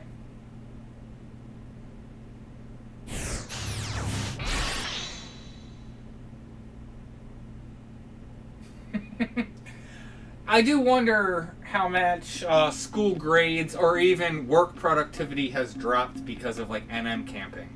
I know I got in trouble quite a bit back at like my big first IT job that I had, just because that's when I like started playing 11 and would like camp NMs, end up showing up late and stuff like that. And, yeah, I would get in trouble.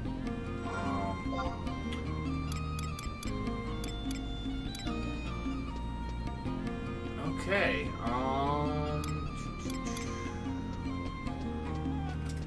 so let's go figure out where I'm at now, since now I have the stuff for the actual weapon. Now it's just starting to make progress on the stuff after I have the weapon when I gotta go through the Magian trials. Let's do this because...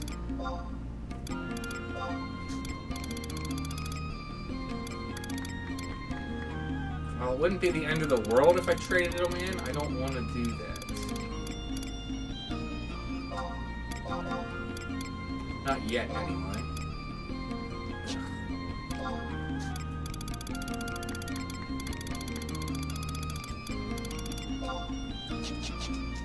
Alright.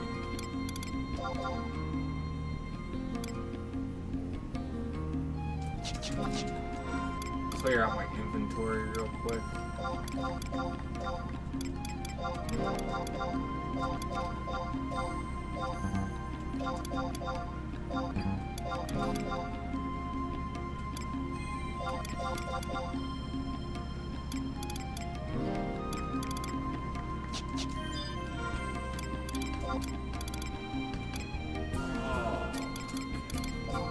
That in.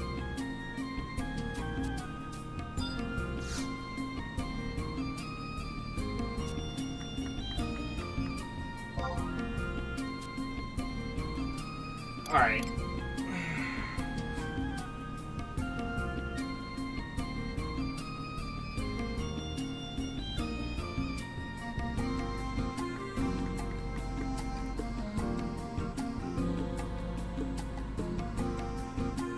I have level 75 min on this, so I can run this left.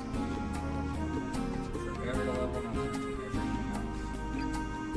So my old character had 800 days. My new character has all missions done, etc. And has 200. Yeah, like I don't even see how much time I have on her. Because I think when I started, she had less than 5 days, just because of, again, she was a mule that I had from back in 75 days. But when I started leveling her up in like the current era of the game, she had like 5 days at current time. Is it under status? Yeah, playtime. 279 days. That's also including like bazaar time and stuff like that. So I think I'm over 1,000 days on Cloudchief, my retired main character at this point.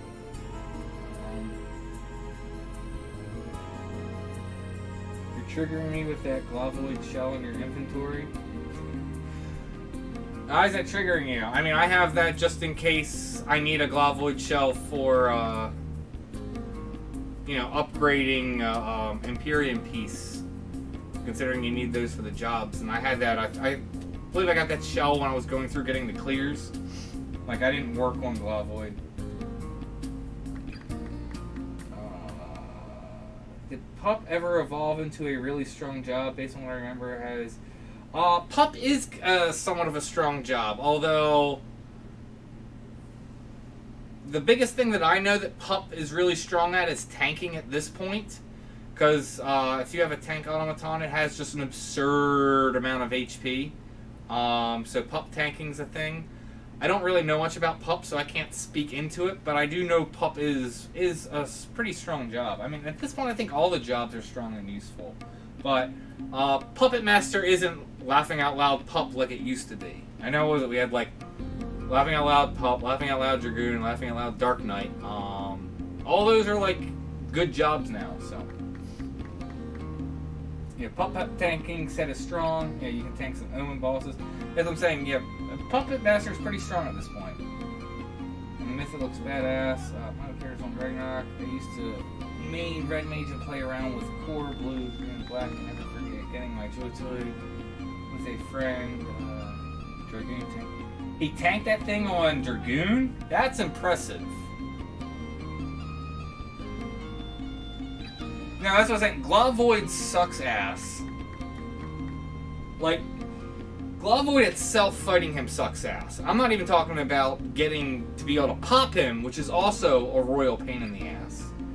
And then, I'm not even going to try and pronounce that name, but yeah, the moth in Ottawa.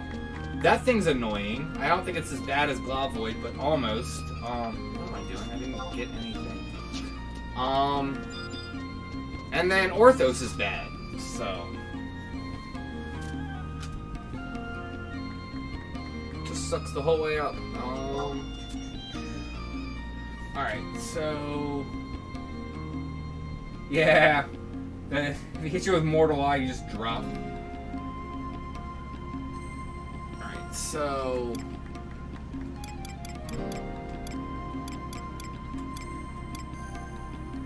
we're not doing this, so. Start on that. Oh, we have a tier. We have tier 1, tier 3 already. Nice. All right, so let's do this then.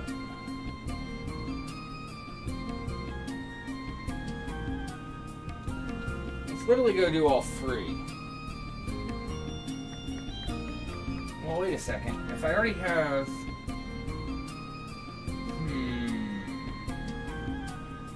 We can do the 2. And I guess I might as well do it that way. It's gonna give me an extra 1 I'm not gonna need, but whatever.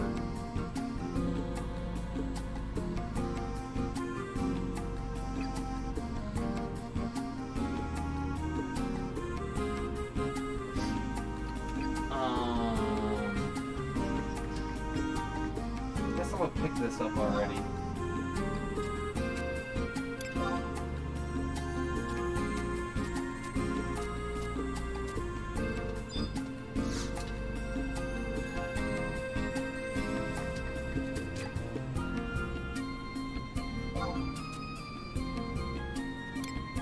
Go do some crazy stuff in a second.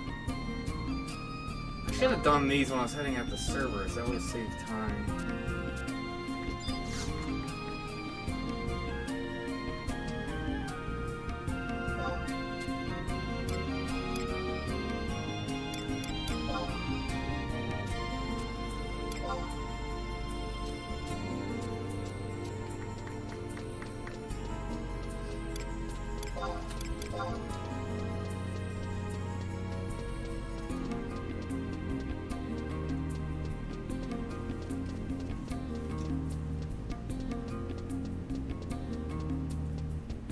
Pain to get the pop items, pain to spawn in while others are doing it as well, and a pain to fight. Yep.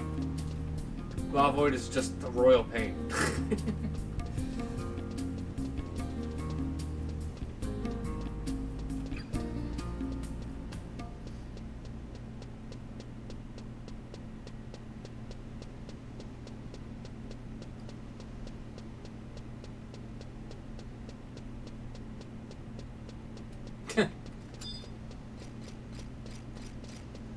That was funny. I was the same way for longest time. Like,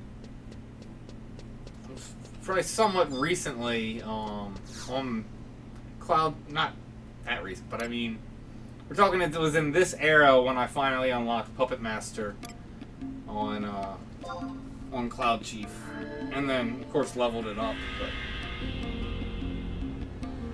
I do find it funny that yeah, I never bothered. I did the quest for Pup, but never went and talked to the NPC to just unlock the job because of the like the radio attachment thing they give you. I was like, I don't want to lose the inventory spot. I'm like, I'll do the quest, so all I got to do is go talk to the NPC to unlock it whenever I want to go and play the job. And like I said, didn't unlock it until it was in like this era.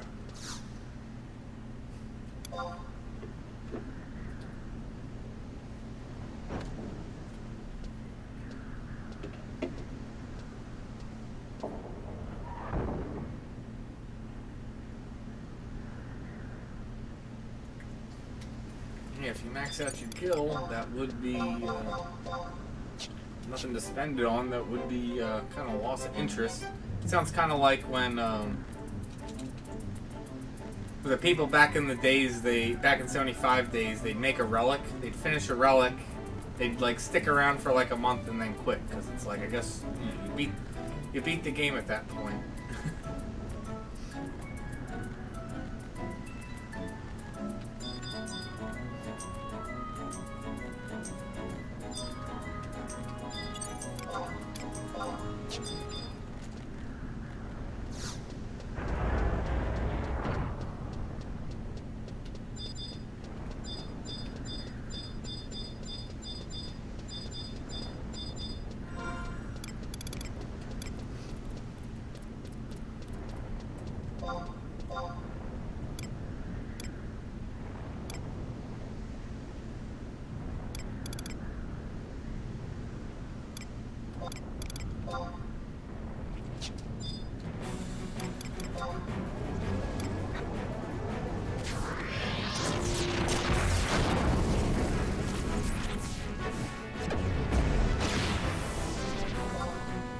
It was, I do admit, it was absurd doing relics back in 75 days. Because the absurd thing about it is it wasn't really sustainable.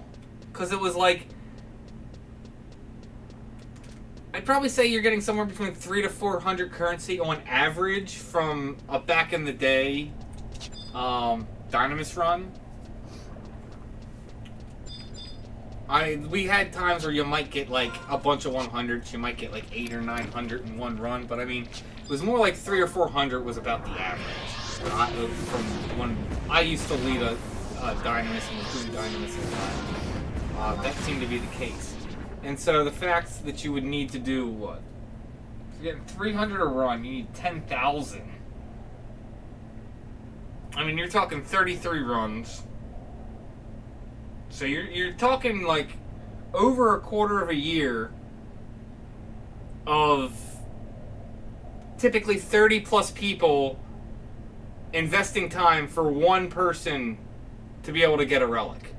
Like, that's not really sustainable, and it was a little extreme.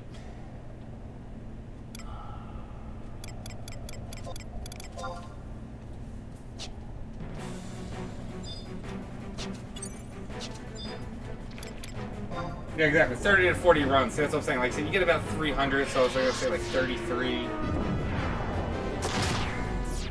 And that's just for the 10,000. And you're saying that's also just for the 10,000 piece. You got to remember, it's not 10,000 currency to upgrade it. It's, even if we're talking with the loan, that's what, 70, then like a little more than 60. I'm going to say another 20. So, you know, you're talking 150,000. Not 150,000. You're talking about 15,000 currency, though, to upgrade a relic. And that's including if you can get someone to spot you the loan.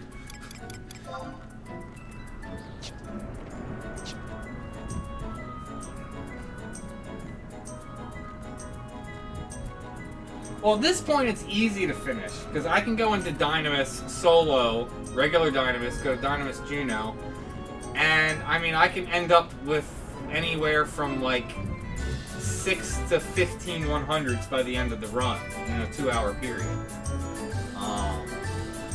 And obviously it's all going to me because I'm going in there solo. So relics are a joke to make nowadays, but 75 days. It's like I said. So think about that: 30 to 40 runs of saying 30 people committing just so one person can get one weapon. Like, that is ridiculous. When you like write it out on paper and thinking about that, like, it's like, how's that even fair? I mean, I know people are getting other drops, but again, you have those 30 people, you're not getting enough relic gear for everyone out of that to be able to do really multiple weapons that's worth it to everyone. I think that's what, when I started leading Dynamis, because essentially I took over for my endgame shell the person who was leading it was like I think he had a kid and just real life, and he had to back off. So I ended up taking over Dynamis, and at that point we were dealing with a lot of dwindling attendance at that point. Obviously, so you've been doing it for so long. Exactly like I said, there's no reason to do it. So what we decided to do, which ended up working out well, to keep interest was. And at this point, it was only $500,000 to enter Dynamis. It wasn't the full million, which made it a little better. But still, it was the first 300 currency went to whoever sponsored the run. After that, like, basically you could choose to lot 2 things. If you wanted to lot gear, like you would pick one as your primary and one as your secondary. Because how we would do it is, we would do, you know, what is it? If it's your first choice, you can lot. If no one lots it, it goes to whatever your second choice is. If it doesn't go after that, it starts going down in terms of level. We would go for then like level. If you have that job to level 70, you can lot it. No one lots it. Level 60, you can lot it. I think it was at the 60 tier. We said if you don't have it commented, you can go ahead and then lot it at that point. But then in terms of just armor, we also said you could just lot money. And so then what we ended up doing is any currency that was over 300 currency, I would end up taking as the leader, would sell it, and then anyone who was lotting money would get an equal cut of whatever currency that sold over 300. And that was definitely enough that kept enough interest in it at that time, basically until Abyssius started. And that's when, you know, basically like the shell fell apart and everything.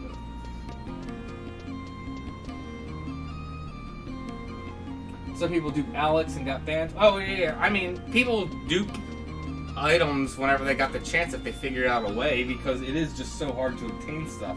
Heck, salvage bans. I mean, that was about duping armor. You're right. The idea was that everyone worked together to help everyone finish their relics. Life doesn't work out. You'll see if they've got 29 Jade Shell Loan on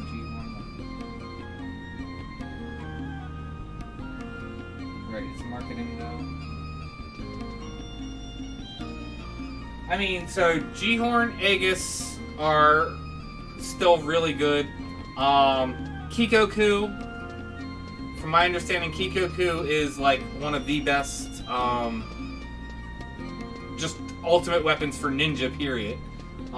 With having it augmented, I believe Metsu is your best weapon skill, but you have to have it. You have to have the augmented version. If you only have it like Afterglow 119, you're gonna get better damage from other weapon skills. But I'm pretty sure with the boost in damage that the augment has for Metsu, it makes it the best. It's my understanding. Apocalypse is still really good. That's for utility, just for Dark Knight, because you get HP back from Catastrophe, so survivability. I'm trying to think if there's any other relics that are really good. Oh, the gun's good. Outside of that, I don't think there's much that's really considered. Like, I think all the other weapons at that point are considered better with other ultimate weapons. I think. I'm trying to think. Anyone can mention if I missed any good ones.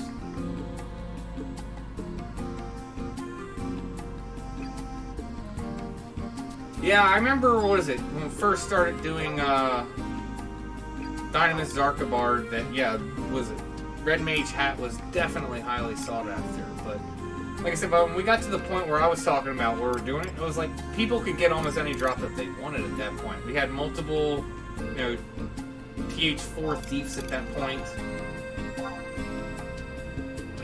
Oh, right. Those tier 1s.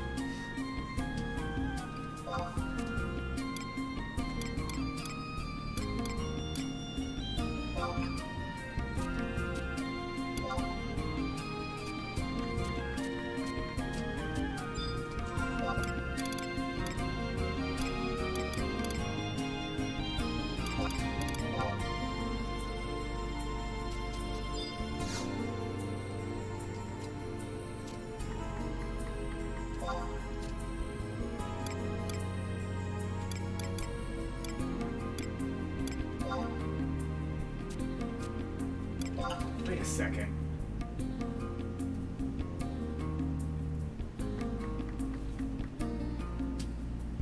Why? So I know where you're at. Okay, you were back where Kim was at. What was that other?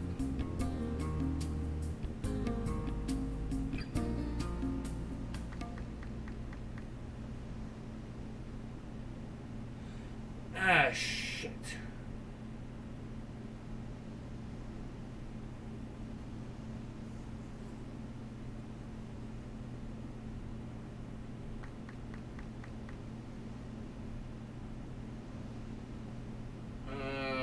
Alright, well, looks like I'll have to come back here then before I run. See, like I said, I used to have, I remember when I was doing this for Nirvana, I figured out like a systematic way to really go through and kind of hit all the paths in one, so I wasn't doing much running around backtracking, and that's not the case right now. Although it's been a while.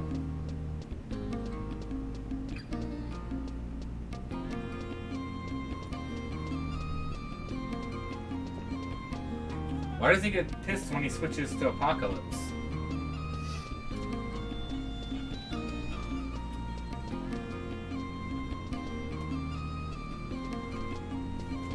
Yeah, 75 days were definitely rough.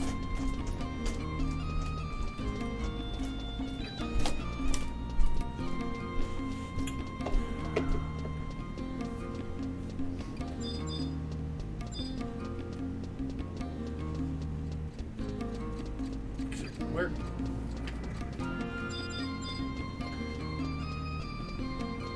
Spacing out again.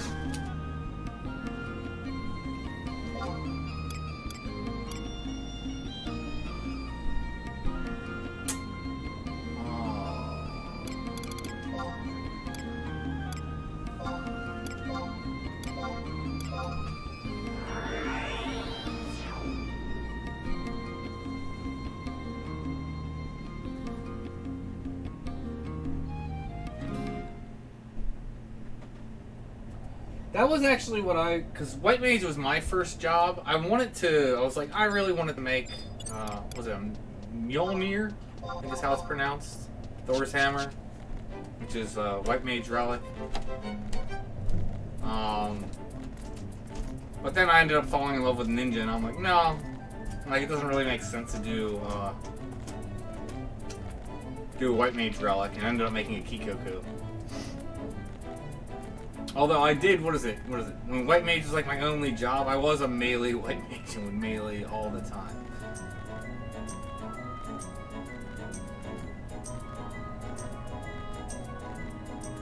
White Mage melee was fun.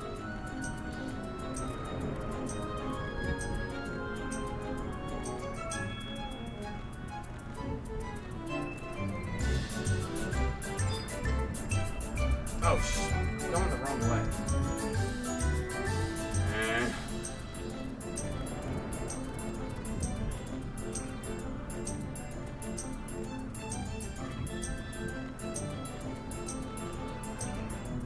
Yeah, from my understanding, yeah, the Greatsword's better, but again, what is it? Scythe is good just for survivability. So I'm just not worried when you put it. He gets pissed every time he switches to it. I'm just wondering why he's getting pissed. But I don't know.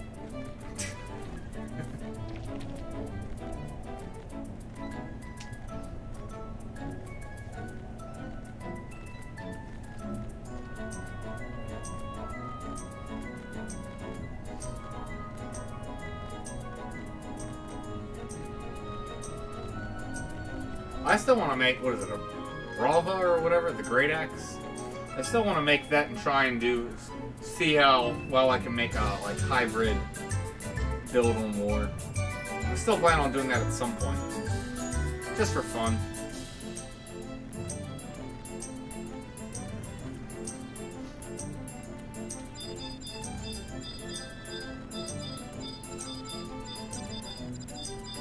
Should be up around here. If I remember correctly.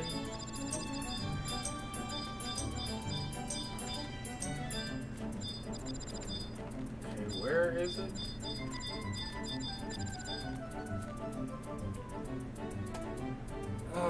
is the one I didn't actually do much because on Azura, this guy was always like 6k Zeni. E6, that's where I'm at. Okay, it's right here.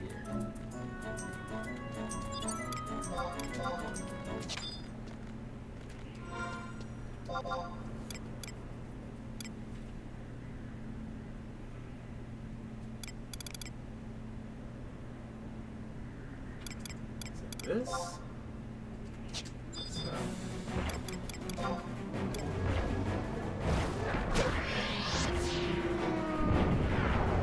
Now, the only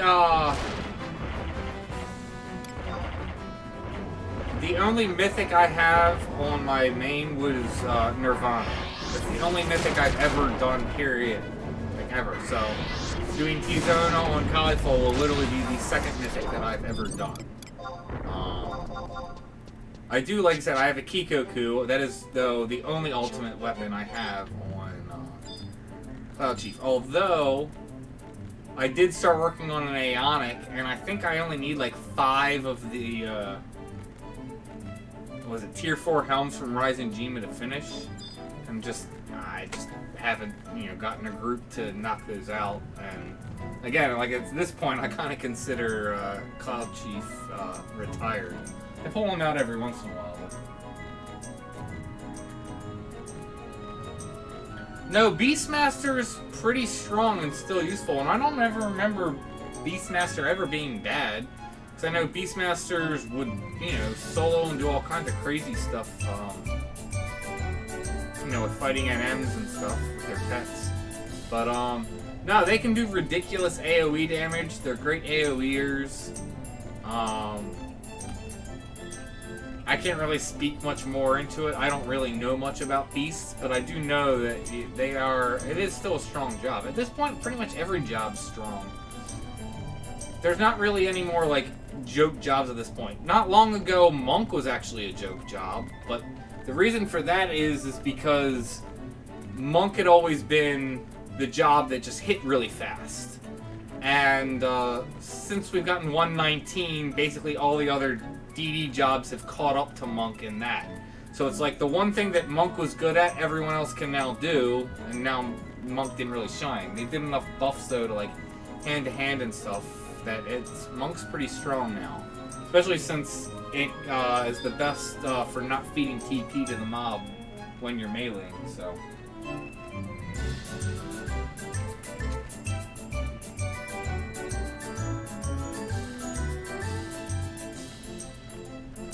Was it the Katui? What is that? I don't even know what. Now you got me curious what the heck that is.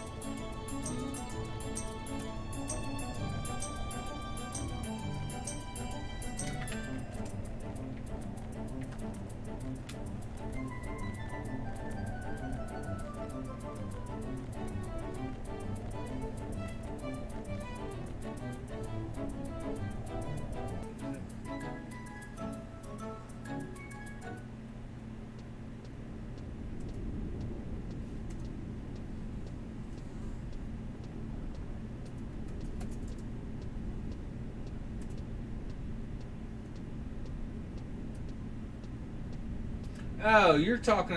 How's the? Okay, so that's the Ambiscade katana. I don't know. I don't have it yet. I was actually looking. There's 5 more Ambiscade weapons for me to get to have them all. I don't have Greatsword. I don't have Scythe. I don't have katana. I don't have the bow, and I don't have the staff. I have every other Ambiscade weapon at this point in time. I just made. What did I just make? The Scythe, I think. Was it the Scythe?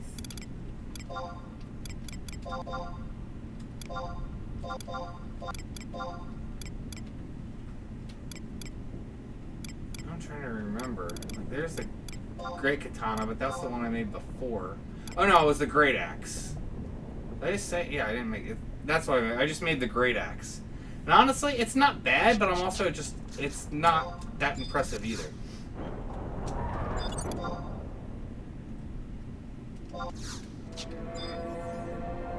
It looked nice. I've looked at the stats on it. I just haven't, like I said, haven't gotten it yet.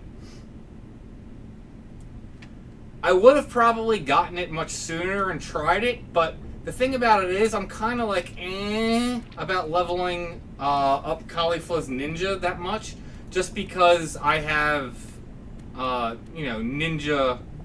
Oh, shit. Oh, okay, whatever. I'm already here. Spacing out. I was supposed to go back and get tier 3 pops. I'm already on the way, but too late now.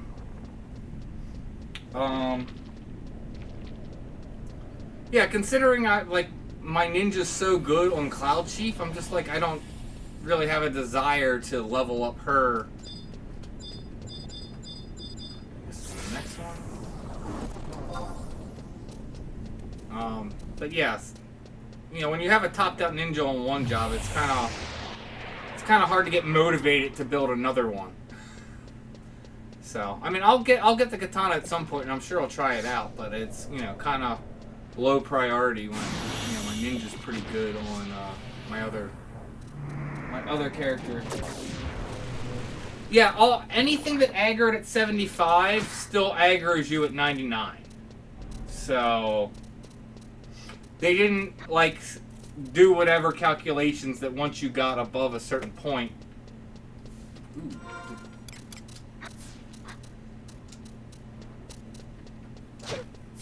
Okay, I must have missed it.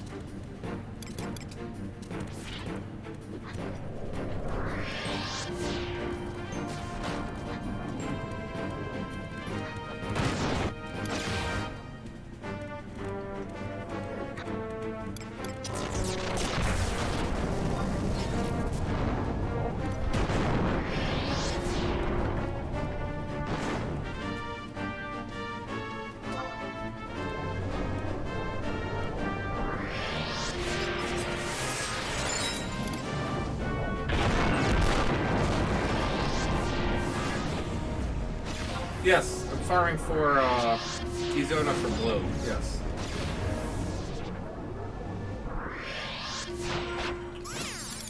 I would run up there and drop down and go pop tier 3, but I didn't get the pop. Luckily, we can access this another way and don't have to run. What am I doing? Don't have to run through here for all that.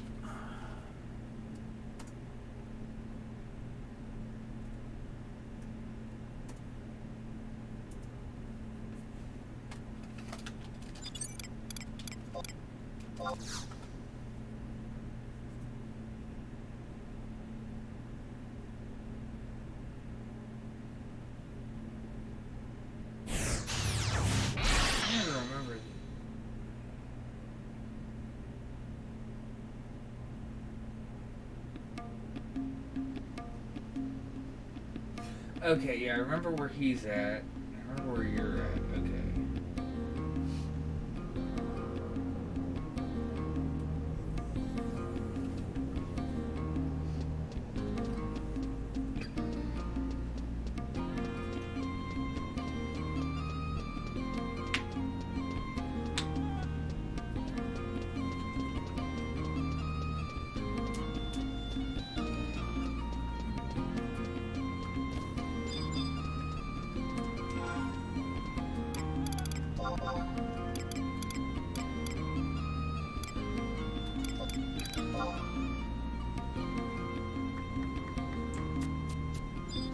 That was a tier 2, so I gotta burn the seal.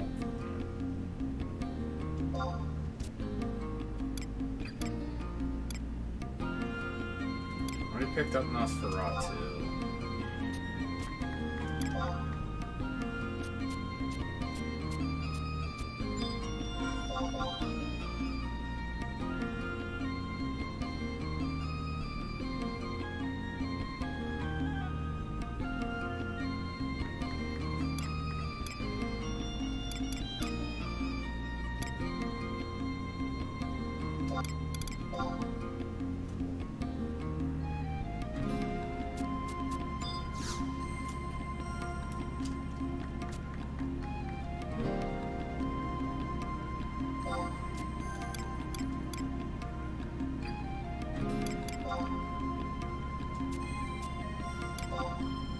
This is the one yeah. That one, the moth, could have gone top 10, but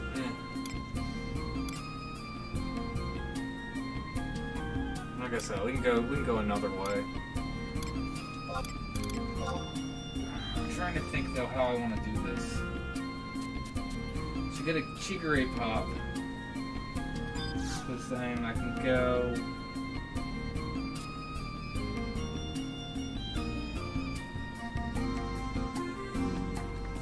I go and do Nosferatu, I can go do Chigure. He's just out by himself, but I can actually do that while we're here. Do these guys again. Bumping the price up a tiny bit.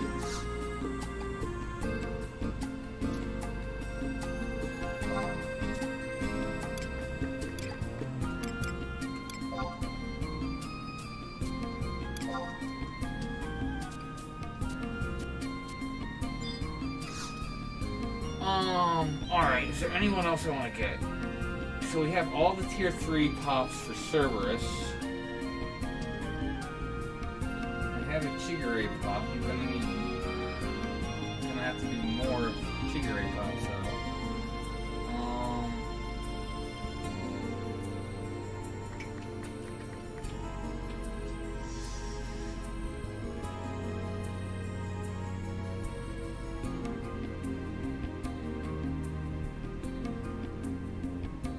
Let's roll with that.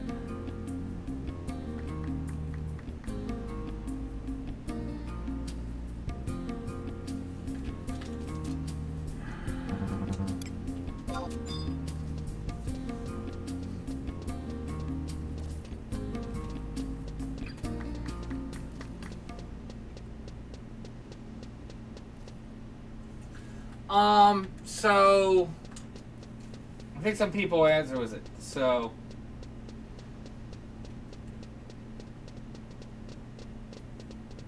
obviously Ninja has a dual wield. Dancer gets it. Blue does not natively get it. However,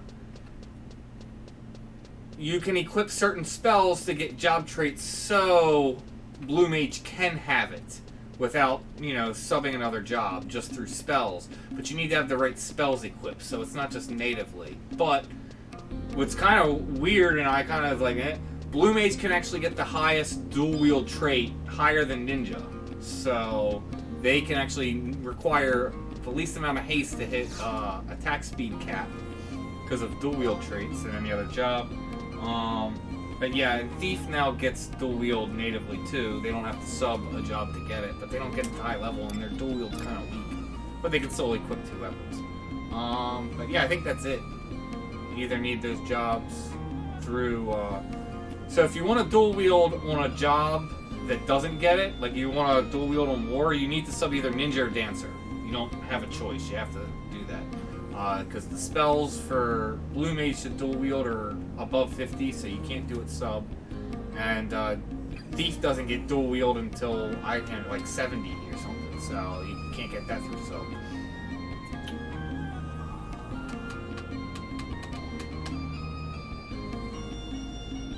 Where was I gonna go?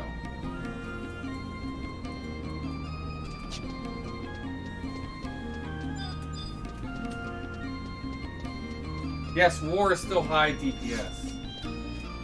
Okay, it's 80 plus. I mean, like all I knew is you can't get it from subbing it. Is all it was. And it was relatively high level.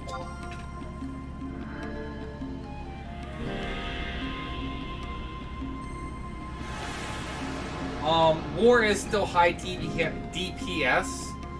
I think arguments go back and forth who's the highest, although, again, shit situational, as I like to say. So, I mean, in one situation they can be the highest, the other.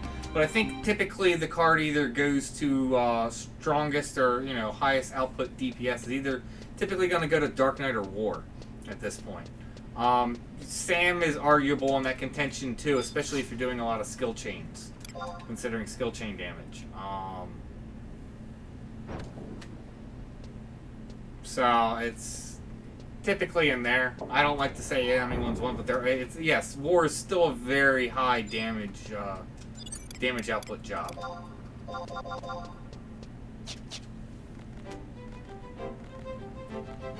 No, so I mean you can single wield axes. I do, but that's mainly because of the Ambiscade weapon. It makes decimation absurd. But you don't use riddle, no. So if I'm on War Nin and I'm typically using axe, not always, but most of the time, I use this as my main hand, which the big thing about that is the decimation, the 120 damage to decimation. Like, I'll do 30k decimations, and then this is what I use in offhand. So, 28 strength, 50 attack, and 8 weapon skill damage. It's a pretty good offhand weapon, so... If I'm on War, I'm typically worn in and dual wielding those 2 weapons. I could, if I want it multi-hit, like there isn't like a riddle, item level riddle, but there is item level joy toy. So if I really want it multi-hit, I could be subbing or offhanding this, because that way I'm getting the occasionally attack twice, because this is item level joy toy. So. But typically, Warrior's main weapon is going to be Great Axe. It's considered Chango's considered the best Aeonic Great Axe. But like the Ambiscade Axe is really good. And the other thing is just War has access to so many different weapons, especially all the Ambiscade weapons now. Like Shining One's good, and you know, using Nagling's good. I am going the wrong way. Spacing out from chat. Although while I'm here, the server is up. Doesn't look like it.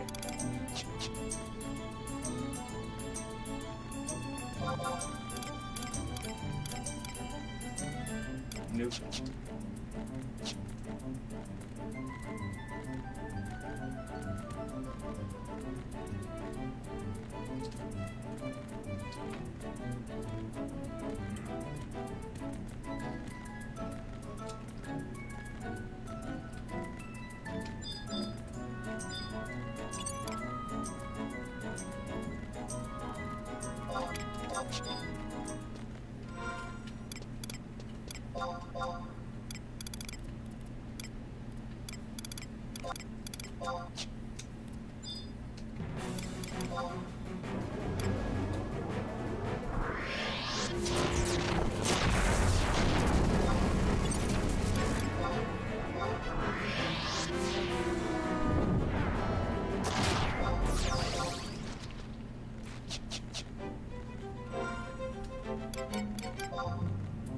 Hand-to-hand weapon?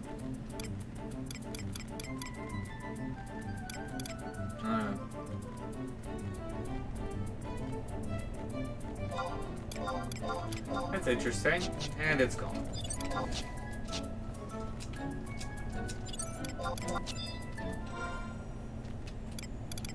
I shouldn't have gotten on Fenrir, because now Fenrir is going to be down before I move to the next one.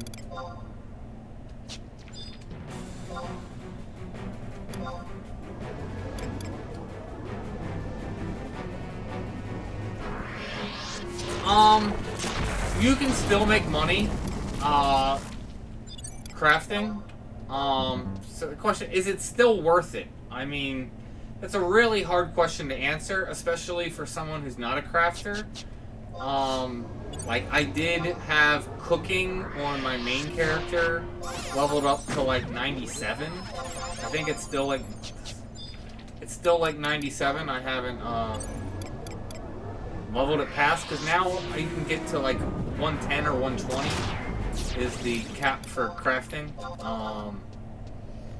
But like, there's still plenty of gear and items come from crafting. Like the Superior 5 Dynamis weapons come from crafting. Superior 3 gear, I believe, comes from crafting. Then there's still cursed stuff that's still very much worth using. And that is obviously crafted. So, I mean, yeah, crafting, you can still make money. But the thing about it is, it's just like how it was before, where it's a huge money-sinking investment to get it leveled before you're actually getting any return. So, I would say yes, if you're willing to invest the time, energy, and effort to get your crafting to high level, it's worth it. You can totally get by without having any crafting. I haven't done any crafting on her, and that's about as much as I can speak into it, because again, I've never been much of a crafter. And cooking isn't, while cooking is a craft, cooking's never been the same as goldsmithing or woodworking or any of those other things, you know what I mean? Because it's consumables rather than items, so. Not the best to speak in on that. But you know, even to make like the Superior 5 weapons for Dynamis, it's like you gotta make these shields, and from my understanding, it takes an absurd amount of time and points to work on these crafting shields.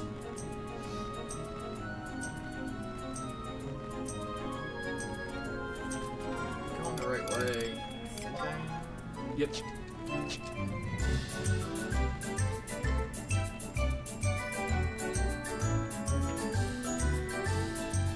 Have a good night, Wiz. Hope you have a good Friday.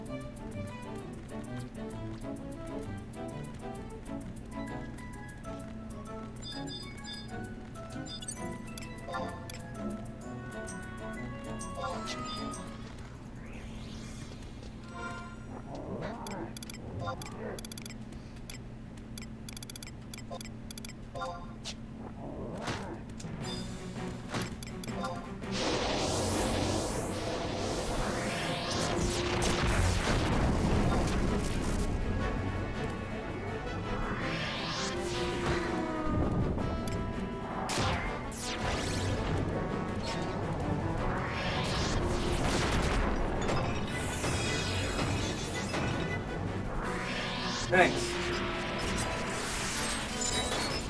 So I'm hoping to have it done either this month or next month. Probably next month because I'm not trying to kill myself. Trying to just take it easy.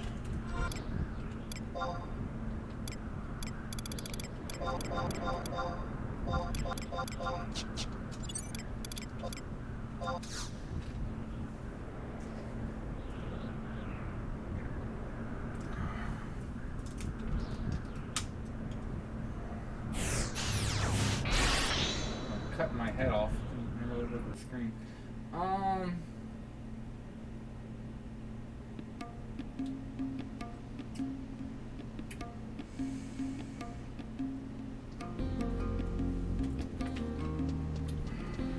Guess we'll go do him. Go do the moth. And I guess we'll go hit Nosferatu.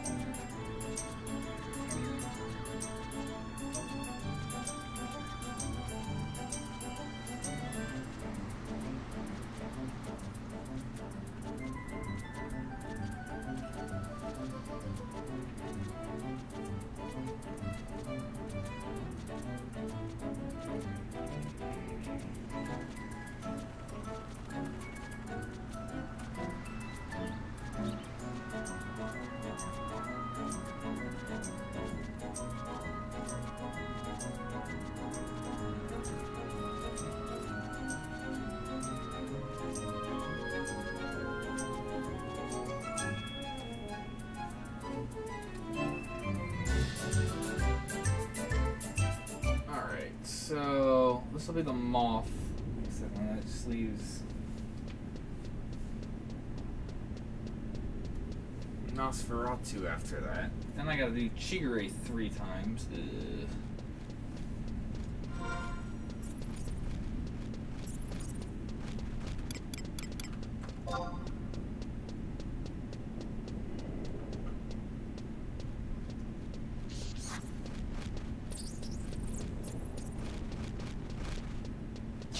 Going the wrong way.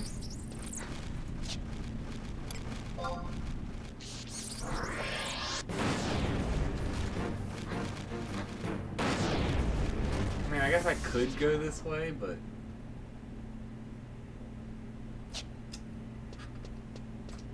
I'm already going this way.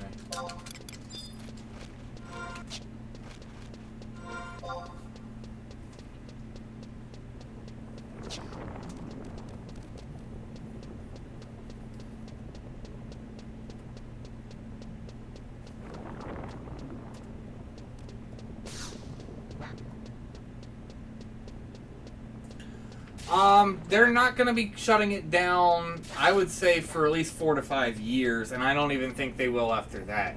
Because they've already said that they have something big planned for their 20th anniversary, which is still a little less than 2 years off. So, you have at least until the 20th anniversary, and it's not like, oh, 20th anniversary, oh, here's here's a bunch of content that we've been promising you for the last like 4 years that we were going to do on the 20th anniversary, but now we're shutting down the servers. So, yeah, I don't see 11 going anywhere for at least 5 years. Maybe in 5 years, if the game's doing bad, they'll shut it down, but I don't think so. It's going to be going on for at least that long, if not longer.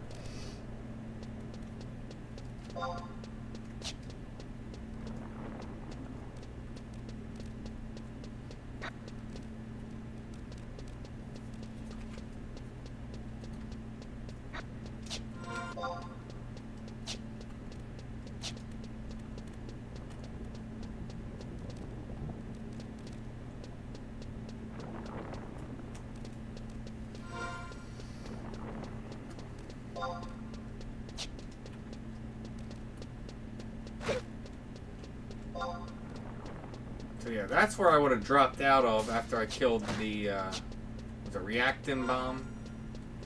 I think they just looped right around here to this, but didn't have the pump.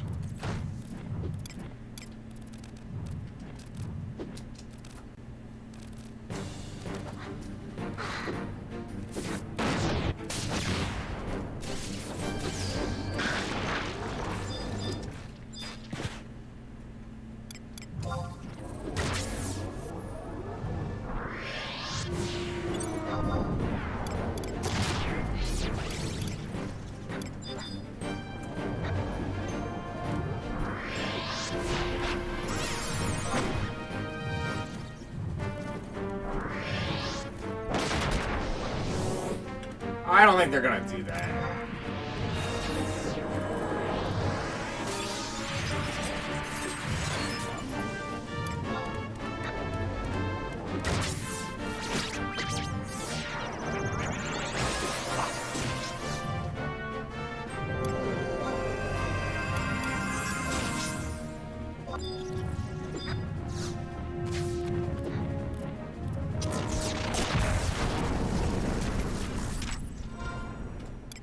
Oh, organics.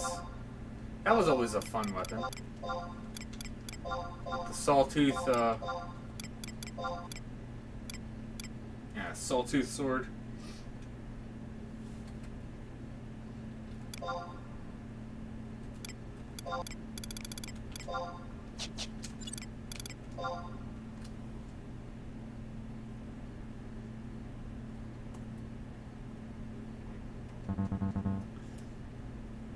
Do I have a warp scroll?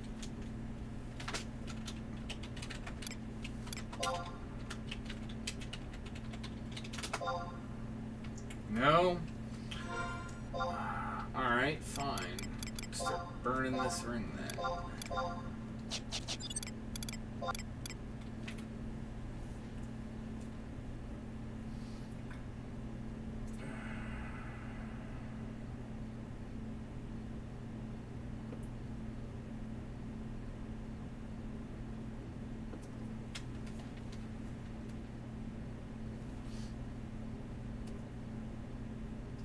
Yep.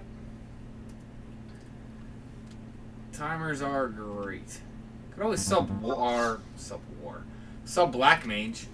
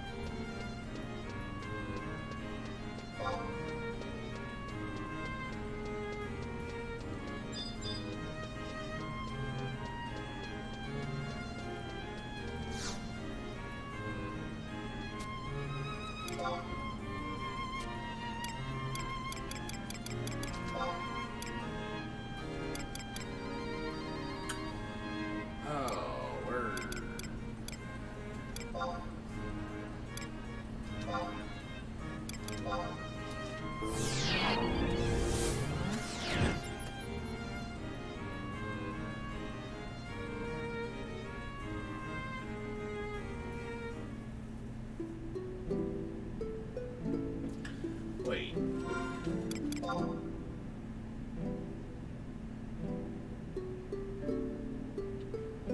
I did get a chicory pop, didn't I? Now's the time to head back if I don't.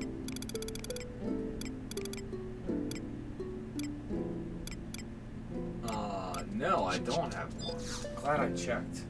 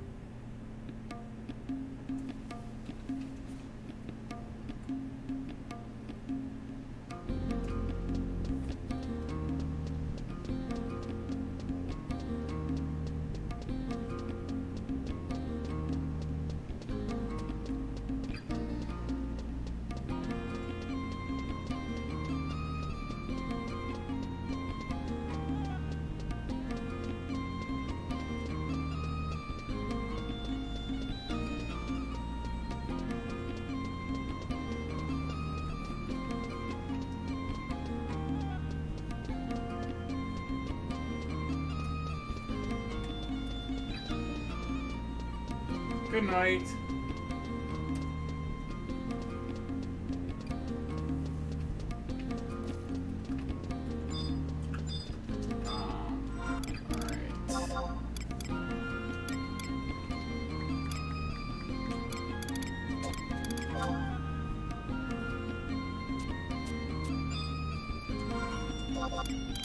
Alright, so this is a...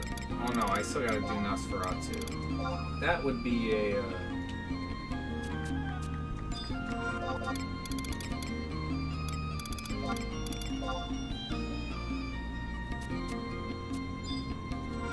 be a Cerberus pop as soon as Nosferatu's done. You're not gonna give me... So I need to do this.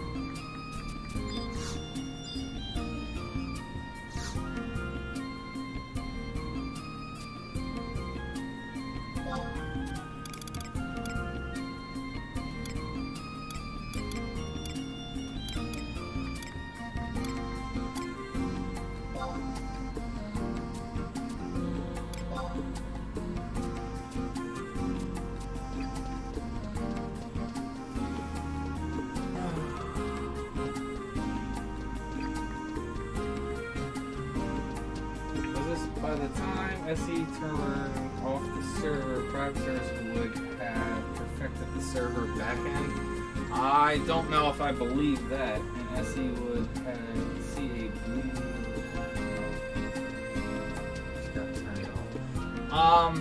Well, one, I don't see them turning off the main servers, but also, I mean. There's only, from my understanding, a couple of private servers that are trying to do the Legacy 75 stuff. And the one in particular that I'm thinking of that I choose not to name, I don't think has any desire to improve it just knowing of who the owner of the server is. Let me take the book. Going that way. As for Eden, I mean, I don't know, I haven't been on that server, I can't really speak into that, but what do you mean? It's if you go and get the buff directly from the Goblin, it's 72 hours. If you go and get the ring, which I do not recommend, the ring is only 24 hours and 3 uses. And it costs more beads. It's much cheaper on beads just to go and have the goblin give you the buff directly, which is 72 hours. And I mean, I even remember I was arguing with someone in comments on when I made a video about it, and they're like, and I even suggested, I was like, don't get the ring. Because they were like, oh, but what if your buff wears off when you're out and about? It's like, if you're that worried about your buff wearing off when you're out and about, when your timer gets below 24 hours, go and renew it. You're still saving more beads doing it that way than just getting the ring. Plus, then you don't have to worry about taking up your inventory space. I don't know where I'm going.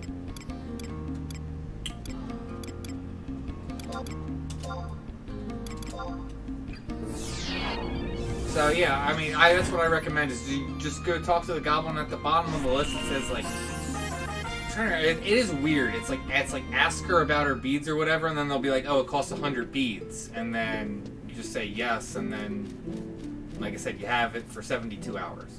So let's actually put sneak and viz up. You're welcome. Like I said, much preferred, because like I said, you don't have to worry about the ring. The ring, like, I think it's 100 for 72 hours, where I think the ring is like 500 beads. Maybe it's 300, I can't remember. But it's a lot more where you only get 3 charges for 72. It's not worth it, in my opinion. I'm going the wrong way.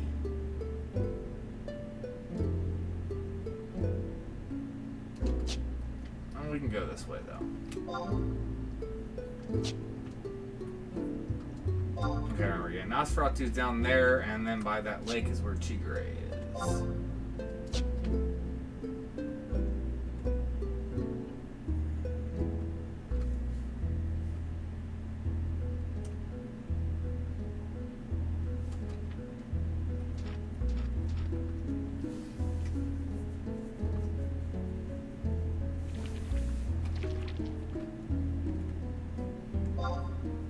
Yeah, the only way I can see getting the ring is if you're someone who has like almost all the Aeonics because of having a decent link shell, and you know, you just don't need beads anymore. That would be the only way I could recommend getting the ring, and also you don't care about losing the inventory slot. Otherwise, I would always recommend just getting the buff directly from the goblin.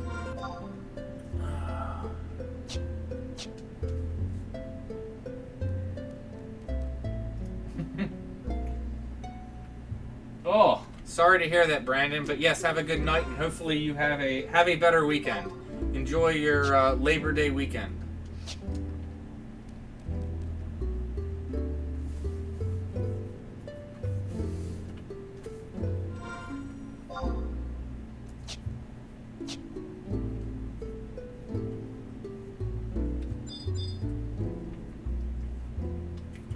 Gotta be careful with Nosferatu. He can knock you off the sides here.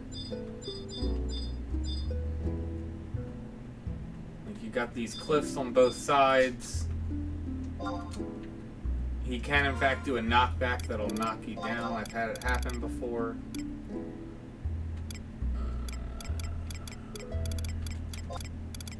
Although, the only way it's going to happen is if you have your, like, back facing it, and then he does his knockback move. Do no damage, but give you defense down.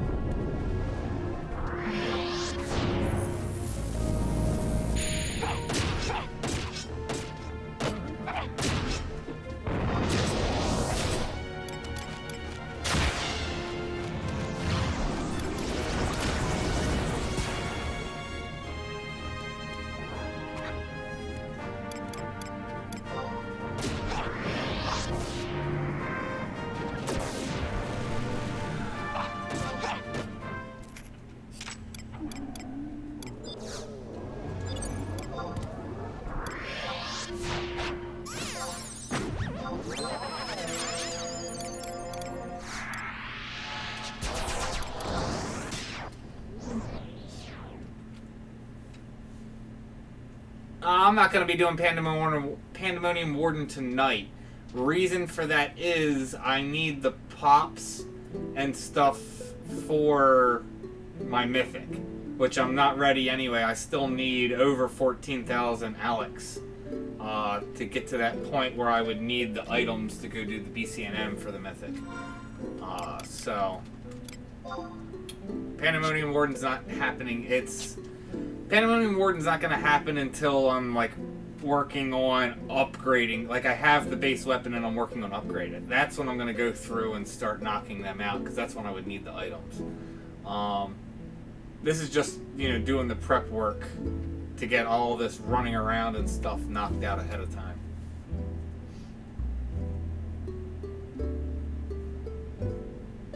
I can make sure I stream though when I go and do the Pandemonium Wardens.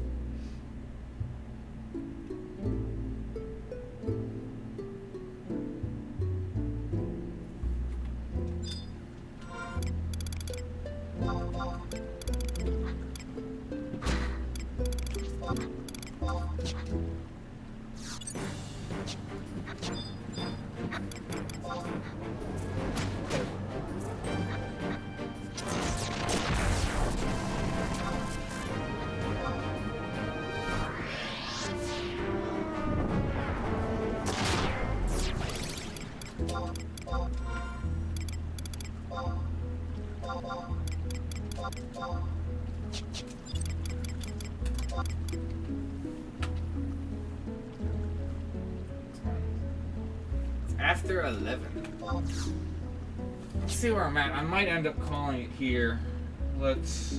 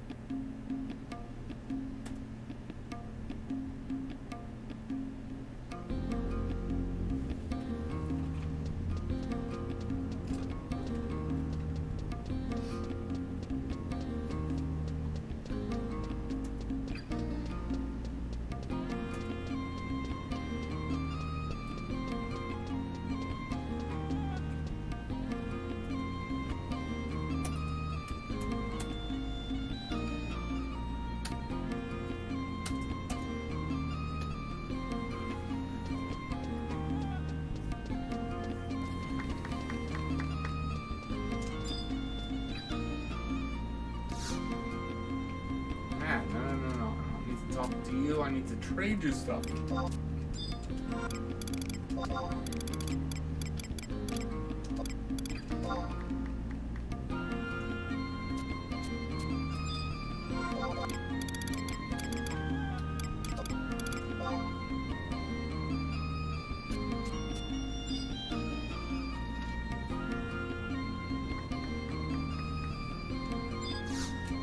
So that should be a Cerberus pop. Check. Yep.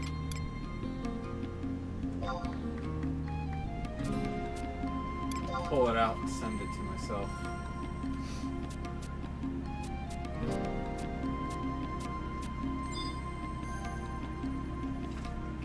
Alright, so let me assess where I'm at.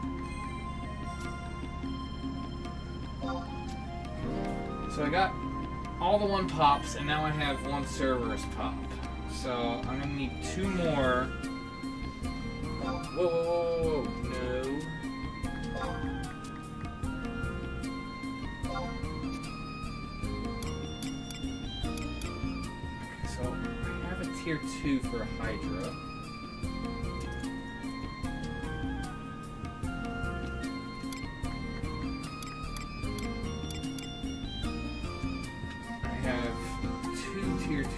For another Cerberus.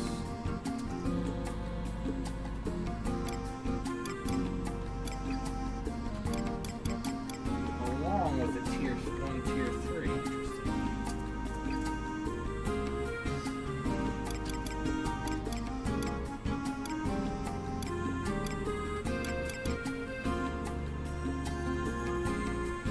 And 1 tier 2.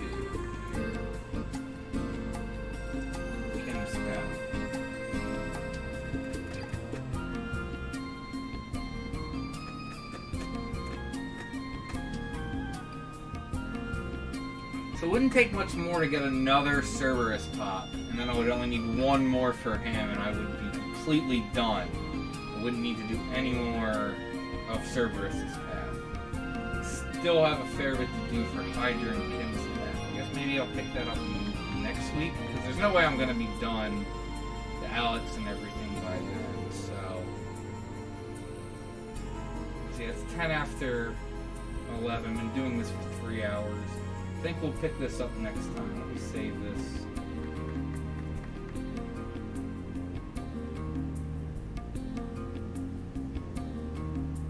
Yeah, guys, I'm pretty tired. I see everyone else is leaving, so I'm gonna go join them and yeah, go hit the sack. Although, let's look real quick.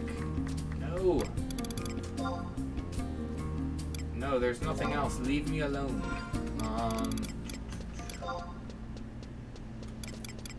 How much?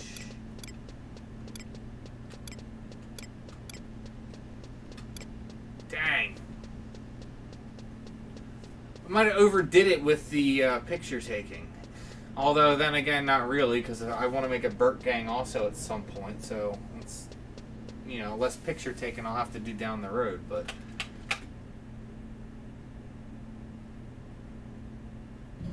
Trying to think. So we burned about 40,000 Zeni. I have 210 more. We're about halfway done, I think. My spreadsheet again. No, we're not halfway done. We're at 40% done for what I would need for everything for Tizona. Not that I have to worry about buying anything, just do it all myself and farm all the items. It's not bad.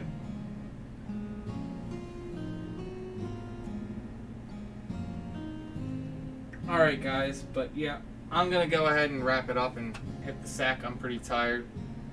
Ready for work tomorrow, but thank you guys for tuning in. Thank you guys for supporting the channel, and yeah, hope you guys, you know, have success in all you do. Have a good night and enjoy your guys' Labor Day weekend.